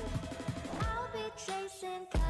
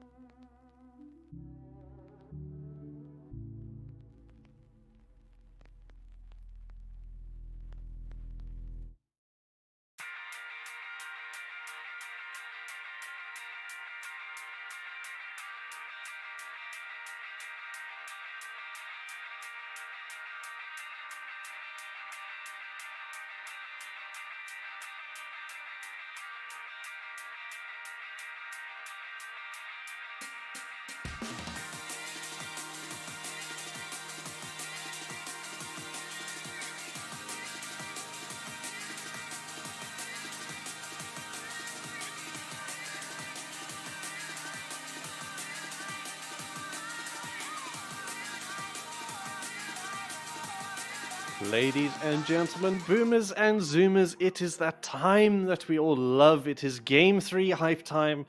The battle comes down to this. Both teams up against the ropes. That would make them on the opposite side of the ring, but they're very much together in this fight. Exdee going up against Taken Esports, and they got to. Either of them have to take this one. We can't avoid it, let's be honest, Shakey. So they have to take this to keep going in the tournament and get top 4. This is the lower bracket, meaning the team that loses here isn't entirely knocked out, but they don't have that run further up the ladder anymore. Loser falls down to the 5th, 6th tiebreaker, and the winner gets top 4, guaranteed prize money, and a chance to keep moving forward to the lower bracket final, and then hopefully to the grand final. Of course, always joined by Mr. Shakey himself. Game 2, Pudgewood is a menace. We're just hoping that they just ban him out this game and get it done with, and sort of just you're not going to play your Pudge. Pick something else that you think is strong, and XD are going to try and match it that time. They tried the Primal Beast out against the Pudge Bristleback combo. Maybe the first time we've seen Primal Beast so far since the 732. But no, XD they gotta see what they gotta do here and change things up. Yeah, I mean, I'm super excited to see what's going to happen out of this game. Taken showing us 2 games in a row. Even they're not winning the first one, they were the favorites. Looking at in terms of like how they were playing until like much into the mid part of the game, and Pudge was definitely one of the key standing points. And I think they realized kind of the strength that they had with the hero, and when it wasn't banned, obviously giving it to Cuckoo to put it mid, giving it obviously a bit more farm priority and helping it just to gain a lot more traction. And we saw exactly what it did. There was one moment in the mid game we were at the in the mid lane where it just didn't die. Like it literally, it was like 2 minutes of pure fighting where Pudge just, I mean, obviously Omni Knight, which a lot of people in chat were saying Omni Knight was doing God's work, keeping it alive, but still, it's testament to how broken it is. And I won't be surprised either XD immediately banning it, which they just did, or picking up something that will counter it. But yeah, it's out. They've taken it out. It's just like, you're not going to play a Pudge. I believe, I can go check if I really want to, but I'm pretty sure Taken have picked up the Pudge and played it in either 1, 2, or 3 position in every single match that it hasn't been banned. And because they've been first picking it in the first stage, XD are not going to take the chance. They're just going to ban it out, and Taken doing the same sort of thing for them, keeping with what they're used to, 10 banning out the seconds Chen. remaining. Something they don't want to play against. We mentioned it in game number 1, but if you 5 haven't seconds weren't remaining. there, it's B. The 5-4 XD is a very prominent Chen player himself, and yeah, they're just going to stick with the guns, stick with the gun. I'm curious what XD are going to ban out here, because I think they're going to take the Razor or Timbersaw ban. I wouldn't be surprised if they go with the Razor, as it is quite strong, quite a strong offlaner at the moment, and does well against the majority of your melee cores, which XD tend to play nowadays. So we'll see. They're taking their time with this one, quite interestingly. Yeah, definitely. Oh, I think Oh. I see why. No, I see why. Yeah, they've It seems- disconnected. We're gonna have a redraft. Small technical difficulty, but we do see the reason. So it seems like it will be a redraft. So in the meantime, let me lay the scene for all of you guys that have just joined EGL Season 3. So of course, Season 3 implying there have been 2 prior seasons, and of course XD placing 3rd in both of them, behind Sinister 5 and now Benchwarmers. Taken Esports though, this is the first EGL that they've entered. They made it through the qualifiers and made it through the majority of the lower bracket as well. They won their first game in the upper bracket against 4Q, and then lost or had to forfeit their match against Benchwarmers. But since then, they've taken consecutive wins against Gamers Change, which was a big upset for them. Then they took a 2-0 over Royalty last week, or the week prior, and now they're facing up against XD. So now they're getting into the bread and butter of the big boys of the SA, the ZA region. But Taken are one of the teams that has taken games off, and the Radiant only team one that back. has taken a series off of XD between Season 2 and Season 3. So yeah, Shakey. Yeah, I mean, tell me, I the XD boys. setting- I know you love the XD boys. Just tell setting me. the scene. I think they've also what's are they now in affiliation with the Pirates? Yes, they have. Yeah, that's pretty awesome to see an actual, and then that kind of follows in suit with what PSG LZL. You Can got you it. help me with it? I can't. You no, got it. Just say it, please. PSG LGD. Yeah, There you go. that a G just got me off. But that's kind of following the same track as what they did. I mean, coupling up with a sports team, and that's very South African-esque, you know. Pirates being some of the more favorable teams in the country, so it's cool to see that. But XD has been showing us a lot. I'm quite surprised in some of the ways that's been some of the games we've seen today. But they definitely have been proving to kind of play at a pretty good level. So I'm excited to see where they take this. But like you said, Taken Esports, this is their first season. This is their first EGL season that they've played in. They've had some interaction with tournaments beforehand, but this is their first step on the big stage, on EGL, where it matters, where the pennies get put down. Even though there's no entry fee, you got to put your money where your mouth is and prove that you belong to be in the best and the best. And so far, they've done that, right? They've taken out Game Exchange, like we said. Royalty, also one of the up-and-coming teams. They did quite well against them and managed a 2-0, Cuckoo being the star player in that match. And yeah, now proving they took a game on XD this game too, which looked quite, you'd say quite easy if it would be, but it's never easy against XD.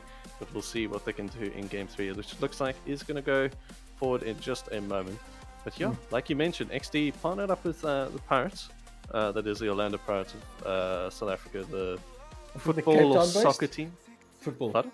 Football. We're going No, football. not soccer. We're not Soccer. American. It's not soccer. It's footy. Football. Yeah. Only reason why Americans don't like calling it football is because they copied the name and then said, no, the rest of the world now need to call it soccer. I don't know where that came from. What a weird soccer. It just sounds strange. But yeah, it's really awesome. Like, I saw the banner and I was like, man, that's crazy, man. No, Yeah, they've done big things in the Rocket League space as well. Don't forget, they went over to the World Champs. They were the I first didn't even team know that. from they were the first team from the Sub-Saharan Africa region to win a match there. But we'll see if they can actually take it through here, because this is what matters for them. This is their Dota team. Their Dota team has always been up there, and now taking sort of rattling at the chain. Have you ever seen the meme of the monkey at the gate? taken on XD's front door at the moment. You don't Well, wanna we let these see- guys on your lawn. 5 seconds We remaining. see an Omni Knight getting picked up this time from XD. Obviously, realizing how amazing the sustain was. I'm with that Mirana. Definitely, probably it's a something good like a pick. clock. Probably, Yeah. I think Taken's also looking at a clock right now. Because you need Definitely. obviously something to combo with that if you want your 3 and your 5 to be running around the map causing havoc. Now, do Taken pick it now, or do they 5 seconds kind of hope that remaining. XD doesn't sniff out the Wrath and ban it in the next Dire banning phase? team pick. Well, we'll see. They take a Shadow Demon actually. Okay, no. This is a classic combo from TI6. So you disruption into the arrow. It's a guaranteed stun because you only have allied allied true. illusions. So it's always going to hit the stun. It's a long cast range, 10 and the change to seconds Shadow remaining. Demon's W, the new spell. I'm blanking on it, but it's I 5 think it's called seconds remaining. Disseminate. Is a Disseminate. nice addition to the hero. Gives you that shared damage, and the cast range on it is absolutely immense. So it's a nice way to sort of spread out the team, and it's a nice save as well. Taken were lacking that in game number 1 when they had Mirana. So it's a good setup here. This is I like, but at the same time, XD with this first pick on the Omni Knight, it's someone that has that hard dispel that can instantly, if he's within range, dispel the arrow stun as soon as it comes through, and even negate the stun duration because of the stat resist. So fine for XD, and I think they're going to be okay with this going forward. They do have this last pick here, which I'm going to offer the PA. I was wondering this because the carries have been banned out the whole time.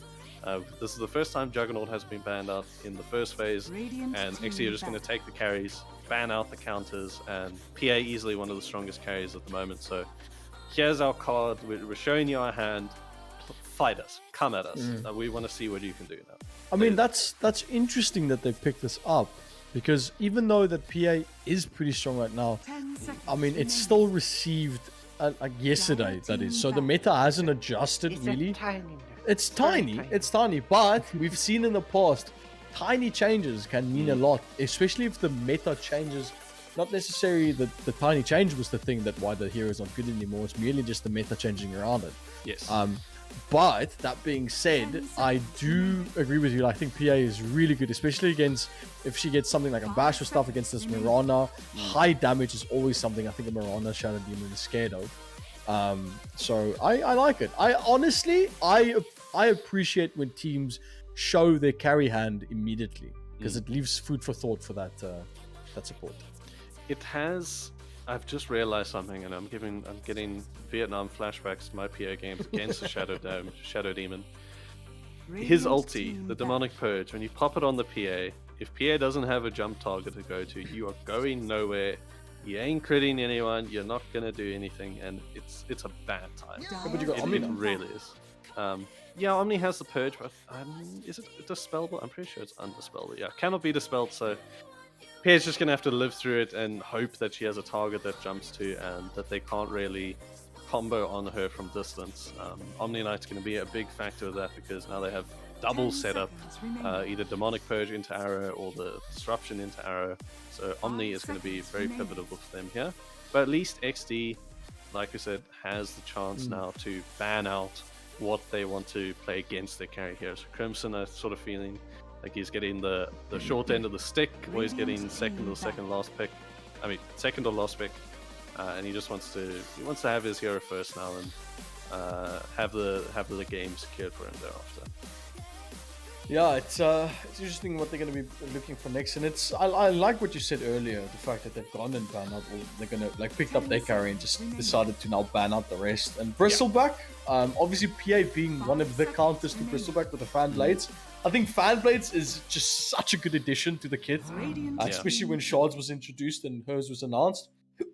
I think it took a while for the meta to kind of adjust around it, but now we see it almost picked up like regularly, almost like instantly after you get that Deso BKB. It's kind of like the next one is the Shard, just for that extra damage. 10 The seconds only remaining. tough part about it is I'm assuming they're banning it out here for the carry Five position, seconds because they have remaining. banned this Pudge. which then Pierre does, like you say, very well because of the break. But in lane, especially if they saw something like last game where he didn't even put levels into the bristleback until level 4, he went max on the goo and the quills. Even if you have that Omni in your lane, purging you, healing you, all of that, it's still going to be a rough one. Good point. Yep. Yeah, so bristleback, get it out the way, secure the lane then, and then they've taken out 2 counters in the Bloodseek and the Ursa in terms of man-on-man fighting. The Timbersaw has been a common ban here for Taken. I think Exdee banned in game 1 as well. Berend, famously popular on his Timbersaw, like our resident not a hero. Very strong hero for him, very good comfort pick as well. But I'm curious if they're going to opt to pick up a strength carry here because of the Timbersaw and the Magnus ban. Maybe I'm thinking something like a Lifestealer or Sven or something like that. Okay, Sun King's alright. It does well against the PA, but it's... Come on, give me some juice. I want to see good. I want to like see a it. Sven here for Taken, obviously. I like it, and the reason... Well, if you think about it, I think Sven's good, but as soon as that Heavenly Grace gets popped, it's negated. And that's why I like Sand King here, because the bar strike with the epicenter is so good against that Omni Knight Heavenly Grace. It obviously applies a slow, it gives you the stun as well with the bar strike, and it helps you kind of set up around the Heavenly Grace so that when it ends off, you kind of like still prepped, you still fight. They haven't had the chance to maybe run away or whatever. So I do like the Sand King, and I see why it's been picked up. Shakey. What? Necro is open against the PA. They didn't ban it out. They didn't ban it out. I'm looking Necro. I was thinking Lash, and then the Lash made me think, oh wait, That's a good that's pick. nice. That's very good. That's amazing. Again, I said before, one of the big things is the fact that Epicenter jumps in. The Sand King has the Sandstorm that allows him to kind of like still does deal damage while he's popping and everything. And with Spike Carapace, and we've seen China teams pick this up against Thornbreaker just because of how good it is, especially if there's AoE damage being done. And obviously Sandstorm not being an ability that stuns. So I like this. Yeah, it's a good pick. A lot of stun that they have in terms of options. They can stun the Sand King, guaranteed. They can stun the Shadow Demon. Mirana, so. But this is a nice change of pace, actually. Exdee picking something up that's going to be a lot harder to kill, and also gives them some... How do I put it? Some oomph, right, in their fight. They have the Centaur ulti that they can chase down kills if they're just losing outslide. It's a good bit of stun setup. It's a lot of damage, especially onto squishy heroes like the Mirana and the Shadow Demon. And it's a hero that doesn't really care about the others at this point in the game. You can build his Hood, you can build a Vanguard if they opt for a lot of physical damage, which they do. So, well, there's the Jug. Yeah, I like the Centaur pick. Easy, very, very easy stun out of the Omni Slash as well. If he doesn't have his spin up, he just sort of times it right and stuns him as he lands. So now, Well, I mean, it's going to be they've the picked up battle the of the mid Chariots of... laners. Yeah, they've picked up Chariots of Fire, which I don't like that much. True. Because, I mean, I've seen it, and it honestly looks like a raid boss. It looks like something I saw in Borderlands. Yeah. And I'm going to take out my phone and like a beatbox on the shoulder and start playing Chariots of Fire every time. Pretty sure Centaur won't go Ags. It's a bit too much of a big commitment. But I mean, Centaur is strong. It saw some form of strength increase, and I think it's pretty good. But it's still I think armor got increased and stuff, so I'm not too bad. I'm surprised Jug was left in the pot. Ooh! There they go, Necro. What are you realizing? No, that was it. I realized that Necro. Necro was banned. Yeah, Okay. that's huge. I'm looking here. Cuckoo's heroes, Lena does very well at this point. Exdee can pick Odie? it for themselves as well. Odie too. Void Spirit still in the pool, does decently alright, but it is a nice combo with the Sand King, as well as the silence he has from the Ags. But Lena is looking very, very strong for Taken. If Taken picks up this Lena, and Cuckoo carried on it last time they played out against Royalty in Game 2. I was going to If they say take this OD Lena, for it's going to be a Taken. bad time. Yeah, but Dina is actually better. You've got a point. Dina's better. It's just- I wouldn't say OD for XD. No, never. Not only for XD. There's too many things they need to sort of burst out, and if Odie imprisons the wrong one once, it sort of changes the whole fight. Well, they go the voice. I was about to say they've banned out, like Taken banned out 2 spirits, which would probably indicate them maybe looking at a spirit themselves. So I wanted to say like maybe XD pick up the spirit as a like that, and I'm kind of sad I didn't get that in because that would have been a cool prediction, but whatever. I'm kind of working on my analytical part, okay? I don't want to just be known as the shaftcaster, okay? You know what, CORNY? Shakey? I'm about to make a commencement. What do you call it? Big announcement. Commencement? Dawnbreaker is about to be the first time neither picked nor banned unless Taken take it here. This is the last chance. It has been picked or Was it not banned banned. last game? It was banned last game. Oh. It's picked or banned in every single match thus far in EGL Season 3. Please don't disappoint us. Okay. Yes! But the puck is good. I like this puck on Cuckoo. I think he played a game on last time against Royalty. I think it's good, He did, yes. but I do think that Void Spirit outplays it late game with his axe. I do think that, especially with the Illusionary Orb, now having a shorter, like you said, a shorter traveling distance as well as range, because your mathematical equations, that definitely is now a factor that's going to be playing in lane.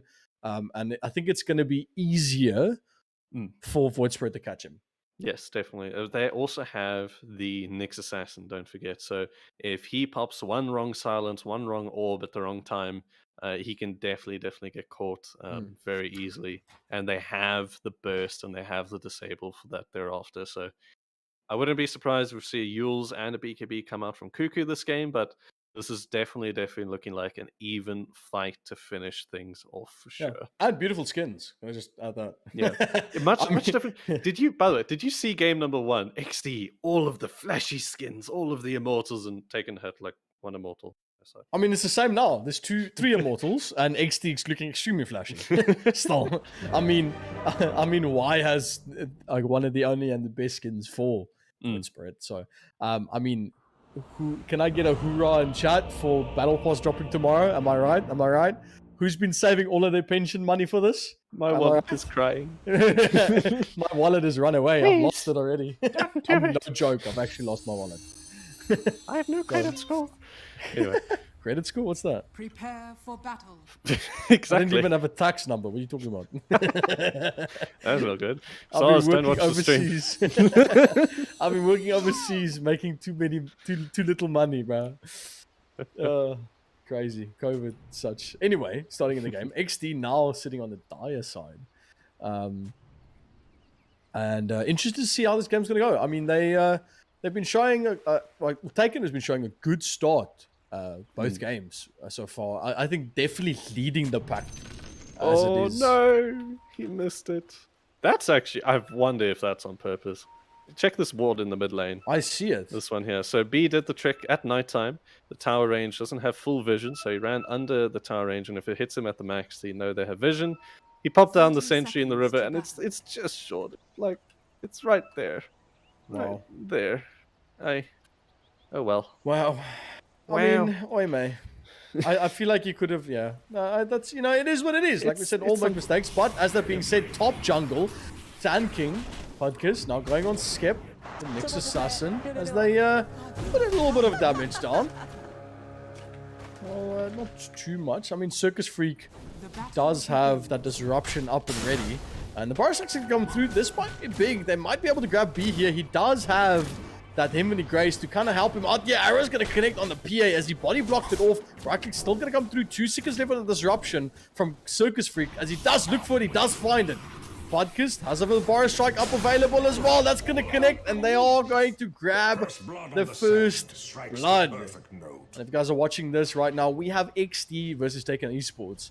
As my colleague's game has crashed, so right now you guys are going to be stuck with my voice. As we look at this game, I'm going to be giving you my extremely faulty analytical... I'm predicting that someone just got arrowed, and now they're getting Barrow Strike. It's too late. And now they're getting next stunned, and Pierre's running onto someone. Oh yeah, well you can hear the sound. No, go on, my game crashed. How would I be able to do? Production. No. No. What were you saying? Our production won't show you how it looks like? I think our production's pretty amazing, in my opinion. Don't you twist this, you little thing. Shout out to our production, absolutely amazing people in the backline, keeping everything perfectly running. As a lot of top lane, Sand King does borrow out. It does look like there's a 3-man. They might opt to try lane. Yeah, here. XD. They look like it, and it's working. As Podkas go down, Skep's going to take a right click from Worm, as he does manage to grab one out. But I mean, that's a call for support, so I think XD is pretty comfortable with the outcome of that fight. Are you back? Yeah. I'm back. I'm here. Nice, I'm alive. I'm alive. No, I just spent a lot of words there, so can you catch up for me, please? Sure. Baron down in the bot lane is opting to sort of creep cut at this stage. He's in prison, got briefly stuck between all the creeps. I think he's fine. Oh, bot lane. Yeah. Yeah, it should be good. Top lane actually. Hold up. Sanking very in low. trouble. No, sorry, not Sanking trouble. It's actually B that was in trouble. He's taking a lot of right clicks, but the strength gain. How much? It's eight Yeah. extra base HP region and 8 extra base strength. That's That's a lot of health. That's a lot. That is a lot of health. That is indeed quite a lot of health. And Giving me flashbacks to the last year's, what was it, the Aghanim's Labyrinth? Omni Knight players represent. Anyway, yeah, every time I see especially with the Juggernaut Especially- spin. yeah. I'm still It was so thinking it fun. nowadays. It's so small. Like, what happened? the Phoenix was He lost my his favorite. blue pill. Phoenix. What? Cuckoo, mid lane. Getting going on. So why? It should be quite an even lane for them. Yeah, I don't think we're going to see as much action as we saw previous game. It's never going to be a bit more valued as I bot say that. lane. Yeah. Shadow Demon in trouble. Skep's going to go. Nick's going to get those right clicks as Otopy tries to run away. But that's going to be another, definitely a different start. XD looks like, it looks much better as we see mid lane Puck doing some damage on Y, as we see just constant. And look at the movement speed of that orb. And actually, you can actually see it. It's kind of crazy. Yeah, it's Looking very slow. very slow. He's all Indeed. creaky. It's like it's running on low juice. Low mana. He's only at unleaded 92. 84. I don't know. That Petrol's makes petrol to zero. me. Yeah, I mean, it's petrol, bro. It's petrol. Why do you have to? Top lane Sand King is gonna go on to B as they look for opportunity, but Crimson Tide jumps in. But gonna back away. Fine. While we just kind of like the whole map. I'm so used to seeing in the beginning, like the previous game, we saw a lot of people jumping each other and then kills actually coming from it. But now we're seeing a lot more. I think the draft stuff's actually leveled out. Like it's a little bit more centered. And that's if everyone wanted to know the testament of the change to Puck's orb, if you pay attention to mid, the way that Cuckoo is now able to actually challenge these runes, it's ridiculous. Like you can't even challenge a rune at all. Yeah. It's a big nerf for him. Less distance overall, also the speed. It looks like he's been Witchblade, you know, or like it's an Ember Spirit trying to throw out a Remnant and it's just going so slowly. I mean, I don't think speaking in slow motion.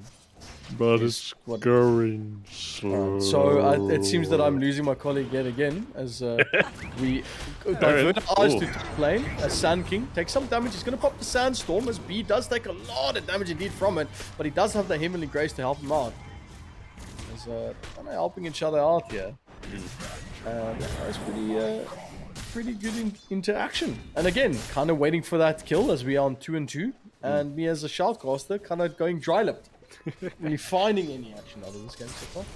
Bot lane, Baron's opted to go for the full wand in this lane with the Shadow Demon. Makes a lot of sense. He's already got a full 19 charges up there, so he can pop that at any time, get his health back. But has got the Ring of Health and is opting for the Vanguard. Typical standard things for Centaurs here. Dance his way back to the lane. As we see actually a stun come out. Circus Freak.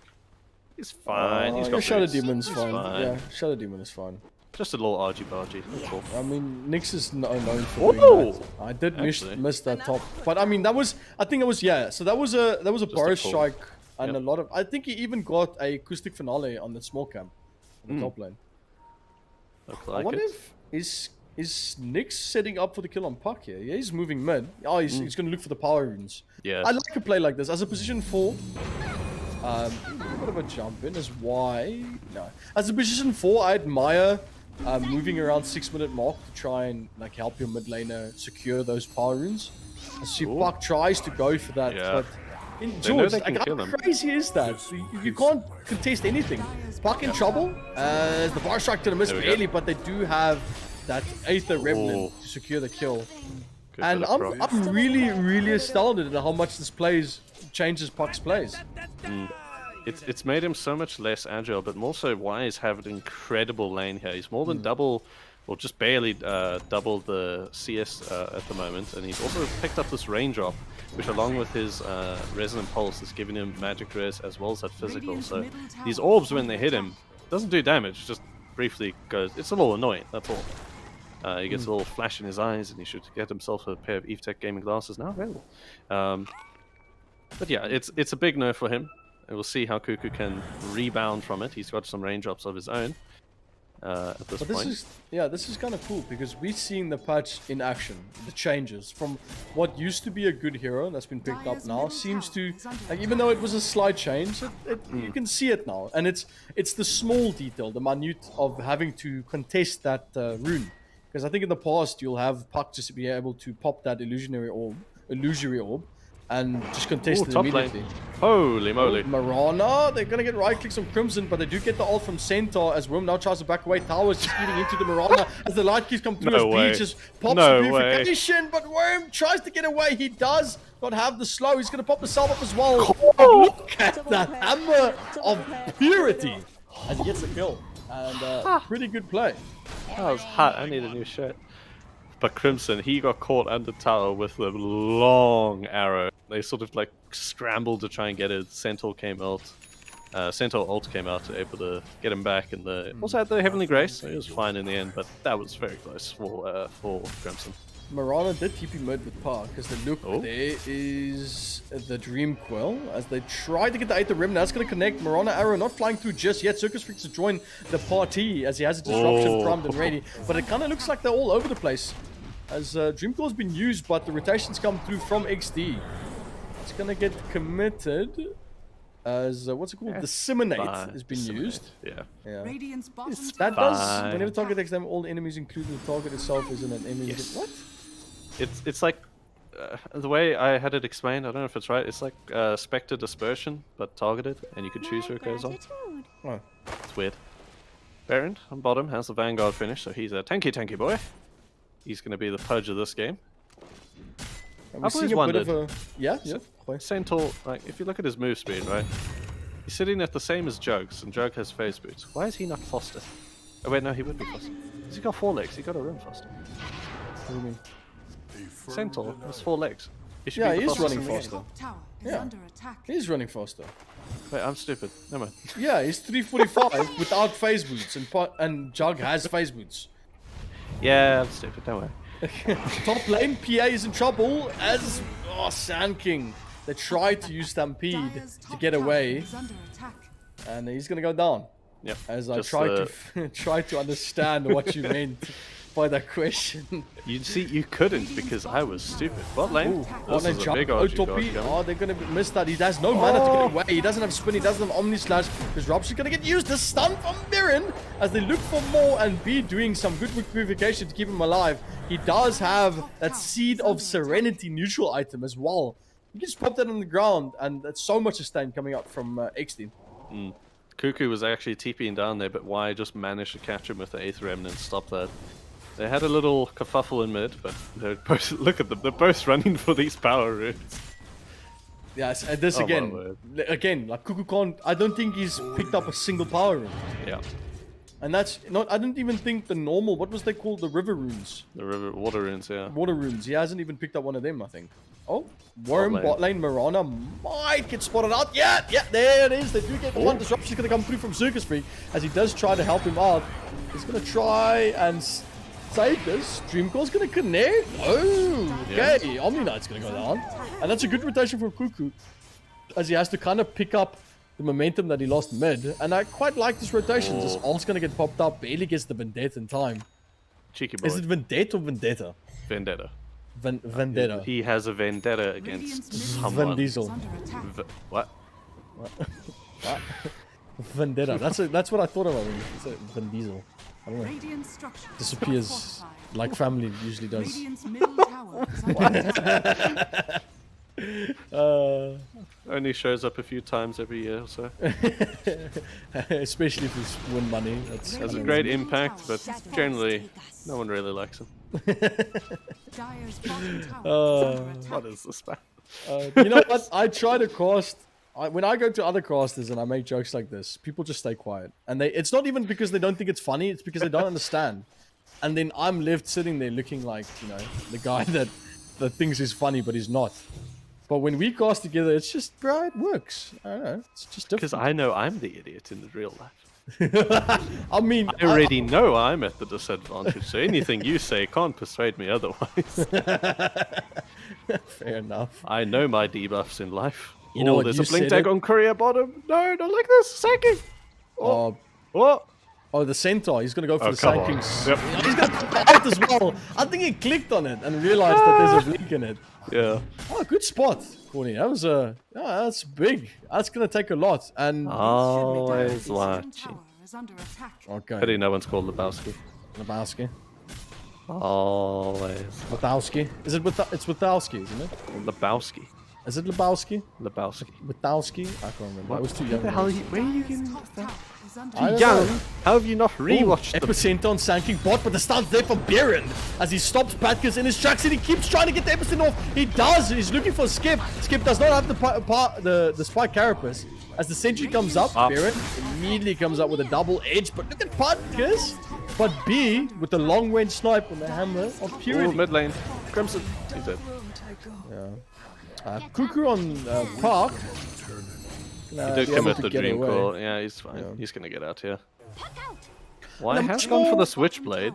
I'm curious if he's gonna see if he can grab this here. He did get them, but no, he's too low. Just, just gives him a wink. He just lets him know he's still there. That's all. Knipey for you. Radiant's bottom crazy. tower is under attack. Crazy. Why? Gets his bottle filled. Ooh, we got a lot of TPs coming bottom actually. This tower's about to go down. Sand King is gonna go for Baron. Stuns there. Arrow's gonna come through, and Worm just connects it beautifully as he got the vision. Gonna get that Beautiful prediction. Ooh, mid lane. You ever see? Puck. Looking for the kill here on Circus Freak. Gonna be able to get away. Cuckoo running straight back. He's okay in this lane. He realizes what he has to do. He just has to be this rotating around. The other heroes are just trying to get kills, whether that's the Void or the Baron. Sand King. Yep.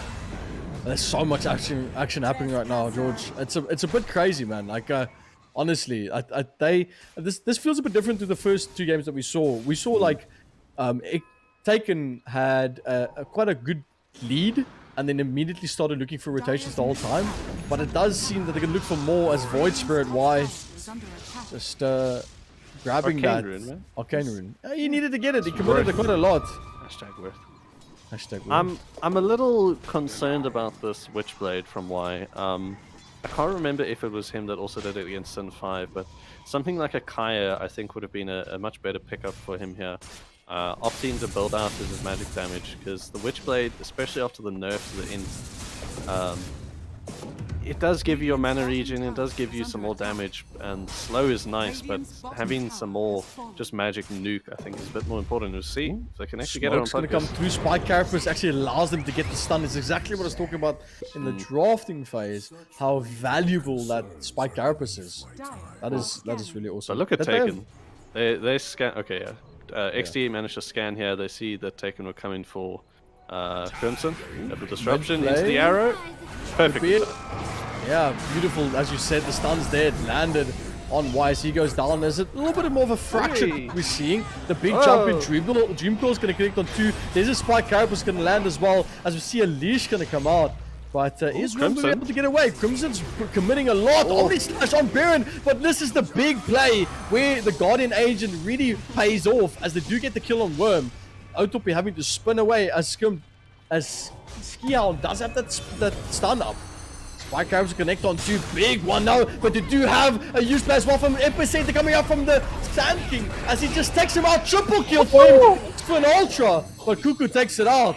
But the jump in from Putkus allows them to get 4 kills. They don't want to end it off too. Why? Not like this. Our Not strike like comes this. in, Dissimulate trying to get away as Y barely makes it out. And Putkus looks for more.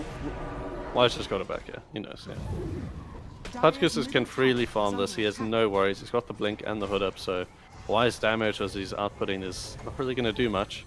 They're trying to take this tower, put as much damage with the siege creeps as possible. And yeah, they're going to keep it alive here. Jumping Y from jumping Y. in. Disruption's been used. Ether Ribner's going to connect onto the right one as we see Putkus also looking for an opportunity here. They don't have Yurts as yet. Spike Carapace committed the crit from the dagger of Crimson. And they do get the kill on Circus Freak. As Skep still hunting possibly for more. But I don't think Exdee is going to commit. As I mean, I do feel like opportunity to get maybe some sort of what's the word I'm looking for? Value out of these kills. Maybe push a tower, like set up for something, because that was great and all, and there was like what 5 minutes of fighting. Yeah. But they got mid tower for it. It's not too good. The Crimson came into that fight. He died to the... Who was it? The Juggernaut, I think it was, at the end of the day. Yeah, he died to Otopi, so Otopi got some gold in his pocket that came out of Crimson's. And he hasn't got his Battle Fury yet, you know? So, with Otopi having this Maelstrom, he can sit in jungle and he can farm at a higher speed than Crimson at the moment. So, Crimson will have the advantage if they're evenly itemed and evenly net worth. But at the moment, he's got to spend some time in the jungle, get his gold up, and then try and take these fights. Ideally, he'd want his BKB up in time to live through the puck, especially the Mirana era and the Sand King. But if he can get away with just Battle Fury and get a few kills on a fight, he'd be happy with that too.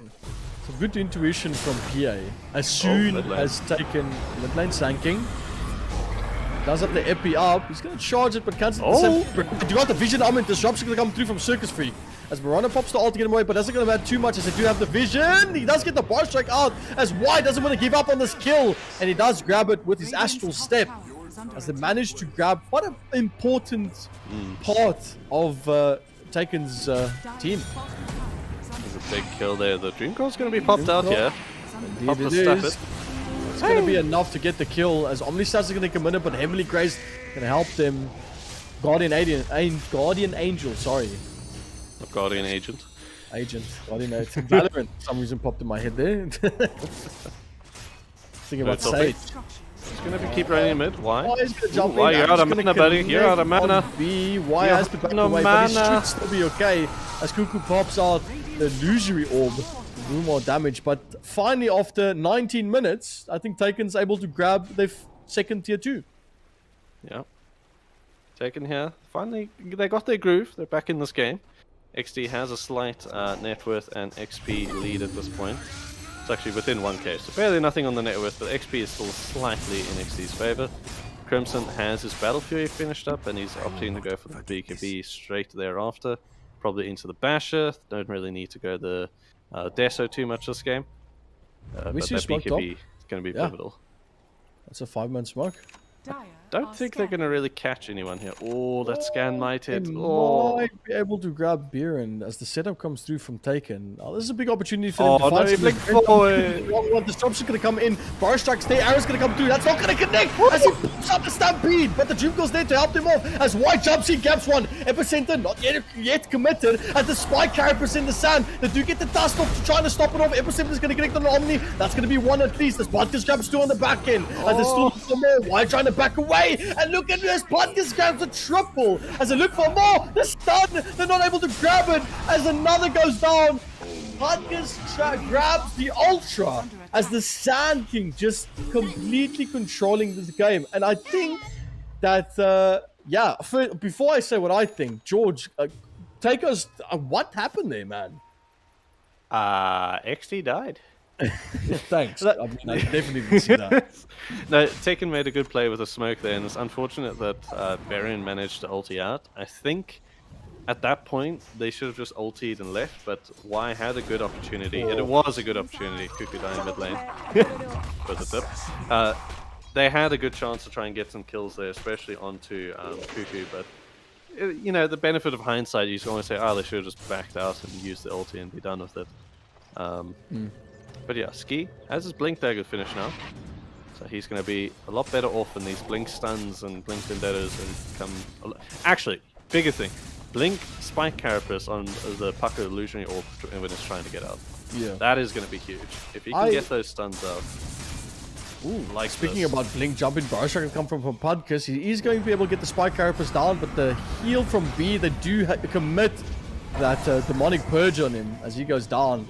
And something I wanted to mention is that I was hoping that Exdee would actually play around the Spike Carapace. Oh, Dream Coil, Cuckoo, really quick on the trigger. Jumping, Podcast again there with the team with the Burst Strike. Illusion Wall's going to come through. So much damage on Variant as he does get the stun, but it doesn't matter because Taken is busy controlling this mid to early game again.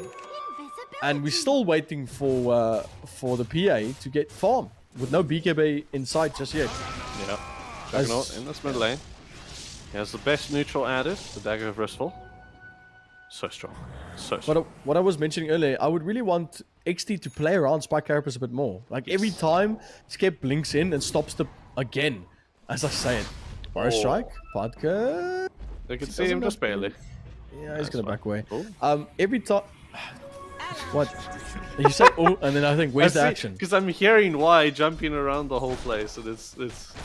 So every time Skep, Skion jumps in and stops the epicenter, and I mentioned that the epicenter obviously is one of the big counters to the Guardian Angel. So obviously it would be an Exdee's like priority to try and stop that. And Skion's been doing a great job, but I don't see any follow-up on it. Like he's jumped in Spike Carapace, stopped the epicenter, and then the Sanking just keeps going and like says, okay, cool, I'll just channel it again. And then he pops it. Yeah, he does. I want to see Puck sort of building into the... Okay, he's building into this Kaya now. So he's going to be opting to output a lot more of this magical damage, which they don't have. Mid lanes, Shadow... Go down here, Shadow Demon is in trouble, but he does have the disruption off. As you see, a Stampede's going to come through. Not too sure about the action and the outcome just yet, but they managed to grab one kill for Exdee. As Cuckoo does a pretty good job. The Dream Call committed there is huge. If they can get out of a fight without losing anyone when Dream Call's committed, it's a win for Exdee.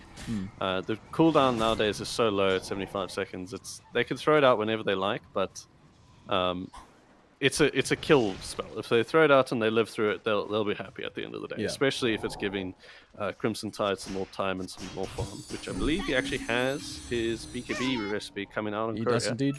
Yeah, so it might be a smoke up here from Exdee to try and take this.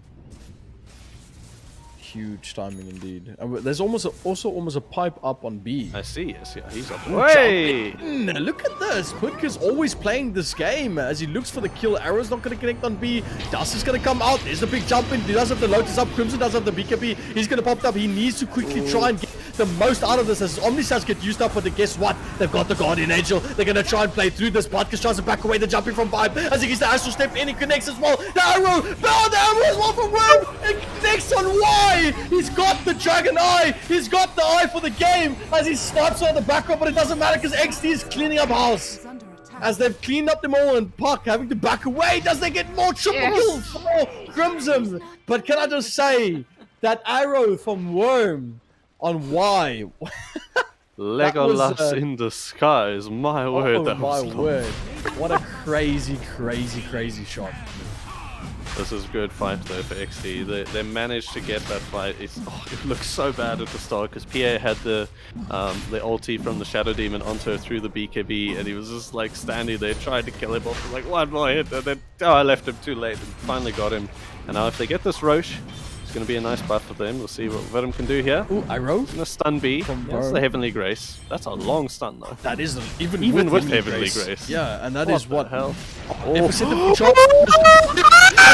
He comes in. This could be massive. He gets beat. He does steal it. No, he doesn't. Crimson actually grabbing it just in time as he's going to blink away back to Baron as Exdee makes the play. They've lost one, but they didn't even lose the ages. As Crimson Tide able to get away just barely. Disruption actually saving him from the damage of that epicenter. Oh, my word. I need new pants. Oh, that could have been huge for Taken. But a bit of a blunder, am I not mistaken, from Circus? No, that was... I don't know. If they disrupted the PA before she was able to grab the Aegis was there. It was just... It was a millisecond. I would bet my money on it. That PA was able to pick that up. And the jump out was close as well because they still had the orb up from the puck. It just went the other way. Ooh, top lane. PA. He was actually... I just missed it, but Puck actually managed to dream coil him, but he didn't know where he was. See what B is going to do here with Crimson. Not going to do anything about it. He is opting to go for the Desolator at this point in the game. Here's a nice bit of damage. I guess you could always get someone into negative armor. Always helps with the crits.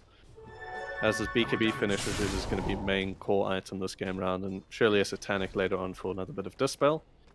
Always a good bit of damage on him as well. I love where the Aphrodite. Desert is right now. Like in terms of the The damage that it does and the stacks that it gains. It's a really Oh, well-rounded. Most might be big. Baron jumps in. They got the vision of as the shadow. The ult comes up from Worm. He doesn't land that arrow. The Lotus Orb's gonna get used. He They still know that tries they to back can't. away. They can't really go on him here without the stampede. Shy's Actually gonna get it. connect. No, epicenter. Spy Carap's gonna get used up as they try and get the kill on Podkas. The jumping from PA does connect. They don't have any vision on him. No sentries. they're gonna run. Epicenter's gonna... No, he's gonna cancel it. Oh, They look for more. Backing away. Exdee needs to watch out because there is a DD on the jug. As both these teams busy eyeing each other. Baron's primed already with a blink. He's going to blink away indeed. There is the spike arrow. He's going to connect as they're trying to back away. There's the bar shot connecting to the PA. He still has the Aegis and BKB. So he's going to pop the BKB. Might be a good idea just to get away. yeah, they just got to leave. Don't get stunned. Don't get stunned. Okay. He needs to back away. He's kind of choosing a weird path here as he does get spun down. Doesn't get the blink away. He's going to get silenced up as well. Epicenter land in as it cleans up the PA. Down goes the Aegis as B comes in now. Possibly trying to look at the Guardian Angel. No, it's on cooldown. As Podkas tries to back away. But Crimson Tide is actually cleaning up the background. He's got double. That's Crimson Tide. Yeah. What was that damage?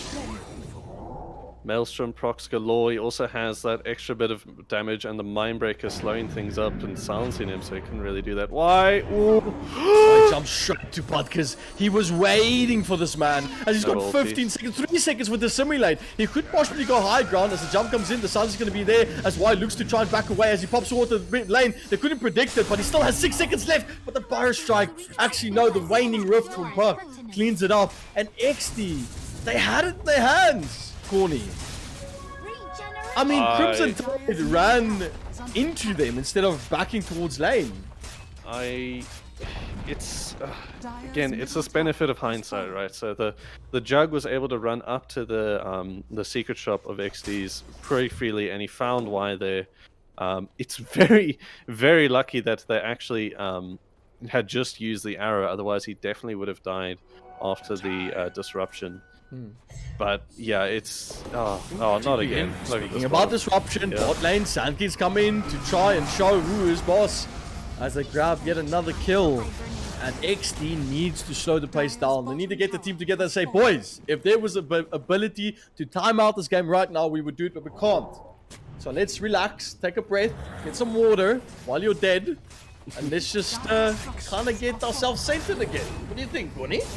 Yeah, the Exdee, they got to find a way back into this game. The Sand King and Disruptor. He's got Disruption, he's not called Disruptor. Shadow Demon is doing a lot of work for them here. Being able to save, being able to delay, and especially the ulti that gets popped onto Crimson through his BKB. It's just sort of a, throw it out and you have to deal with it. It's doing too much at this point. Keep in mind, Otorpi, not even an MKB on him. Cuckoo has got a lot of that magic damage, which is helping their sake. And an Enchanted Quiver, actually, which is a nice bit of burst magical damage that's surely going to hit PA. Yeah, that Crimson of the Witchblade with the Enchanted Quiver, that's crazy damage. Yeah. Ooh, bot lane by the Secret Shop, Sand King gets caught up by Baron, but they just can't seem to grab this man as he does have the shot, so he pops up a epicenter every few movement, every bit of range that he gets up as I do believe Crimson, she goes down to Crimson. Y. Oh no, Crimson. Yeah. He's got the Deso available. White Carapace, White Crimson deciding to back away, but he's gonna actually choose to now reassess and choose a different target. As Baron just kind of blindly stuns the centaur. Just kind of jump. Just in case. Sneaky Sand King somewhere. I don't know. It's just like, it needs to be a summon. I'm just going to jump in, yeah. And just Crimson. pop the stun. Had the Deso finished up there as well as the Brigand's Blade. I didn't see the kill. I assume it was just a crit and the puck was dead before he could even do anything. Now smoke up. They just got an Ogre Seal Totem. And that's, you can't, triangle, skip. Nyx barely misses that. But when I found out like that something I didn't know. Once you initiate that stun on the Ogre Seal, it can't be stopped. Yep. You can't stun You out are of it. moving forward no matter what. You're moving forward no matter what, which is not epicenter like getting shot by Sand King as he jumps up. He does grab Crimson. He's still alive though. Gets the jump on. Still available. The Burrow Strike available if he wants to get up. The star's there for Beard that stops at the shop. She's going to buy him a little bit more time to try and get away. Indeed, that is what he does. As Baron pops the beacon with the back away. Oh, while Cuckoo the puck tries to go in the back up, but Crimson says, no, you can't jump on my teammates. But he just gets disrupted by the Shadow Demon. He's going to have to back away, and down goes that particular Shadow Demon. As Crimson looks for more kills, more opportunities, jump straight on to Otopy. As a lot getting used, as well as the Guardian Angel. Exdee doing so much right now as they manage to grab a kill, and a buyback comes out from Podcast. They gotta run. They are committing so much, and they have to sort of focus all of themselves onto one hero, but that leaves it so open for Mirana and Sand King to throw in these stuns and get multiple heroes. Mirana, of Gets course. spotted out by Podcast. Sand King. Arrow's going to come to from Mirana. He's going to have to back away as B. What, did he use a 4-staff there? I don't really know what animation that was, but he's going to use the ult. The Stampede's going to come to you. He's going to use the Boris. Going to come to connect on 2 as he doesn't have the spike carriers, but up in 2 seconds. 1 second. He's going to pop it. That's going to give him some time to back away as the arrow flies through from the Rana. Doesn't connect. Jump in from Sand King straight onto Skip as he gets the Boris strike. Sorry, the Impale down and jumping from Brand with the blade as he connects on 1. Gets the kill on Mirana, and Puck goes down as well to B with the right king of the Purity as Podcast now does get the double Boris strike to just get away. Meanwhile, with the voice bird, goes for Circuits Freak. He's gonna get that play up. Disruption not gonna do much as Exdee does kind of grab so much that they've done wrong, and it looks like they're kind of doing it right now, George. Yeah, Exdee definitely winning that fight. That was all without the PA as well. They were able to get the stuns onto them at key times, and that last little remnant. Sorry, Sand King. He goes for the void spread. He gets healed up by B. As we see the value of this Omni Knight, like someone said in chat so perfectly, Omni Knight is doing God's work. Or whatever, like his deity's work. This is so close. It's on a knife's point at the moment. Crimson Tide finishing up his Bashid is on the courier, so that is going to help them a lot to sort of kill off the Sand King, kill off the puck. These heroes that are just so evasive because they have these mechanics to get out and to disable you at the same time. George, yeah. Open up the network graft. Oh, gosh. Can we show network graph, please? Holy moly! Can we please show this valleys and falls, highs and lows? On that moment though, Cuckoo, Puck, top lane. TP top. So look for a player. Oh! But yeah, that net worth swing is something of note as Exdee looking to prime themselves, get ready for a push. But I mean, needs to be said, the Taken, they've done it 3 games now, where they've kind of given away the advantage here towards the end game, and I feel like they need to get it back, CORNY. Exdee, yeah, moving into Roche. They have the Deso up, so it is going to melt extremely fast. And doesn't seem like Taken, they might know this is going on, but I don't think they can really get here. They're checking for wards, they're checking to see if they're coming. And Otopy is going to be the first one in the line here. It's going to come through. That's going to connect on Crimson. It does indeed. They know that he's there. They're ready. They got the sun. Skip. This time Baron's taking fallen off as well. pale, and they get Parkers. No, they don't. Disruption. He's there to help him out as the spins come through. They do actually pop off the Guardian Angel as the comes through with the ult. The Omni Slash going to come. Epicenter's been used up to try to get the kill, but there's so much happening right now. He can't find anything as Parker's trying to look for the kill, but Baron jumps in and gets the stun as he cleans up the kills with a buyback immediately coming out from Circus Freak. As Exdee is just doing so much work right now. Circus Freak shouldn't die right now as he has that buyback just come up. Forced off away. He's used the Psychic Headband. Arrow's going to come through. They do manage to find the kill. Cuckoo getting the kill on Skihound. As so much is being done. The pressure on Taken Esports is immense as Exdee just makes a complete renegade towards this base. It looks like they're going to take their time back away, but Aegis is still up. And wow. Can I just say, Berend and Skihound are sexy men. Oh my, that blink Spike Karamis to stun the Sand King and then the stun from Baron thereafter. He had to Burrow Strike out and that just delayed the epicenter so long that they were able to finish off the Roshan and kill off the rest of the team. And yeah, XT just took it from there, killing off Otopi with ease, and the rest of them couldn't really do much. They just had to back off like you saw. Yeah, they did have to back away. And it's been shown that, I mean, I mentioned this earlier. I said, like, I really want Skihound to blink. Like, someone to, like, play on this guy's Spike Carapace. Please, can someone do it? And George, I feel like they're listening. Yep, XC here. Crimson has the items now to fight in this game. Fully prepared. Actually, He's going to come through. Does not connect on Circus, but they do have the impel. They still have a lot of damage up. Here comes the stun as well from the Marana. But, again... Heavenly Grace says, no, not today. Not today, sir. Dota Gods give Spell Prism plus a free Octarine call somehow to be. Thank you. Come again. Too much, bro. Too much. Too much. That's too much range, dude. Too much range. But Taken's been putting up a valiant effort. I think it needs to be said that it still can be turned around. But 14k net worth lead for XD.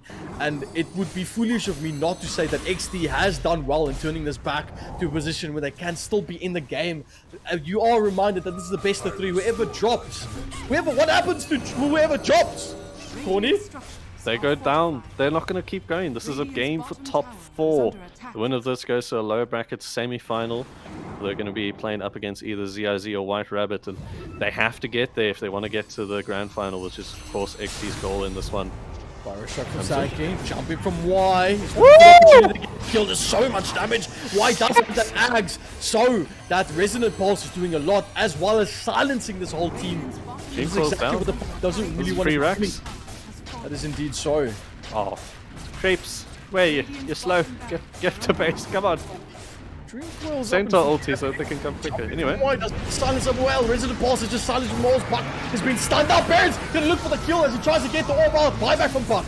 Looks for more. Spin out from Otopi. As they keep looking for the opportunity. XD looking so good right now as they've made their way back in. Baron assuming and showing his dominance as the pos 3. I think both these pos 3 players have been doing so much work.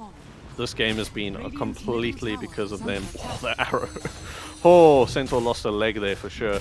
But no, Berend and Putkus definitely the ones that are making the plays and setting up the team fights for them. Either of them gets stunned, it's in that team's favor. Or the other team's favor, rather. So, might have lost a leg, but he's still faster than Jug. Yes. Can confirm that now since he does have phase boots. He's got 4 legs, okay? Doesn't that mean he needs to buy 4 phase boots? I mean, I don't know. Why you ask these questions? It's like I saw a Slark once, he got 2 diffusal blades. I asked him why, and he goes, no, I've got 2 hands. Corny, ask no questions here, no lies, okay? Just... XD here. Got this DD bottled, I don't know why. True! You know what? You read the description of what it says. Phase boots, plural. Ah, I see. Actually exchanged positions as Sand King is the one that's gone on the wrong side of this engagement, and that is a dieback. That is the most amount of damage I have seen in a long time. XD now, no buybacks onto the 2 of Taken. Yeah, they're just going. They're going for this. They know they can take this. And this is where XD feels that they are best, and that is worm dead. This could be crazy. Nothing personal, says why, as they make the way to possibly push out Taken in this tournament. Fanbase is going to come out as Puck tries to get away. He's used the triple, but to what extent can they really survive as B gets the kill on Cuckoo? One left, buyback still available for the Mirana. As XD start to make their way through these tier 4s, slowly but surely. Why even standing still? He pops the items, the mantle of intelligence, the disrespect, kind of following the footsteps of OG as they start to put down more damage. Why jumps in, he gets another kill. They're doing it. This could be huge for them as the ult comes through from the Omni Knight. Omni Shash, you know what? That does nothing as the GG gets called out by... Bye. I can't even speak. Oh my word. XD. Taken gets called and yeah. They just needed that time. That one fight in Roche where Baron was able to stun up the Sand King and Taken had no team fight whatsoever. And from then they took the advantage and they ran with it. All away from XD here. PA had the items, he had the farm, the purges from Omni Knight. With the Heavenly Grace and the heal bombs coming out as well. All around, every single one on XD played amazingly here tonight, and they proved why they are one of the best teams in South Africa. And now, Taken, they've fallen down here. They had a good run in EGL.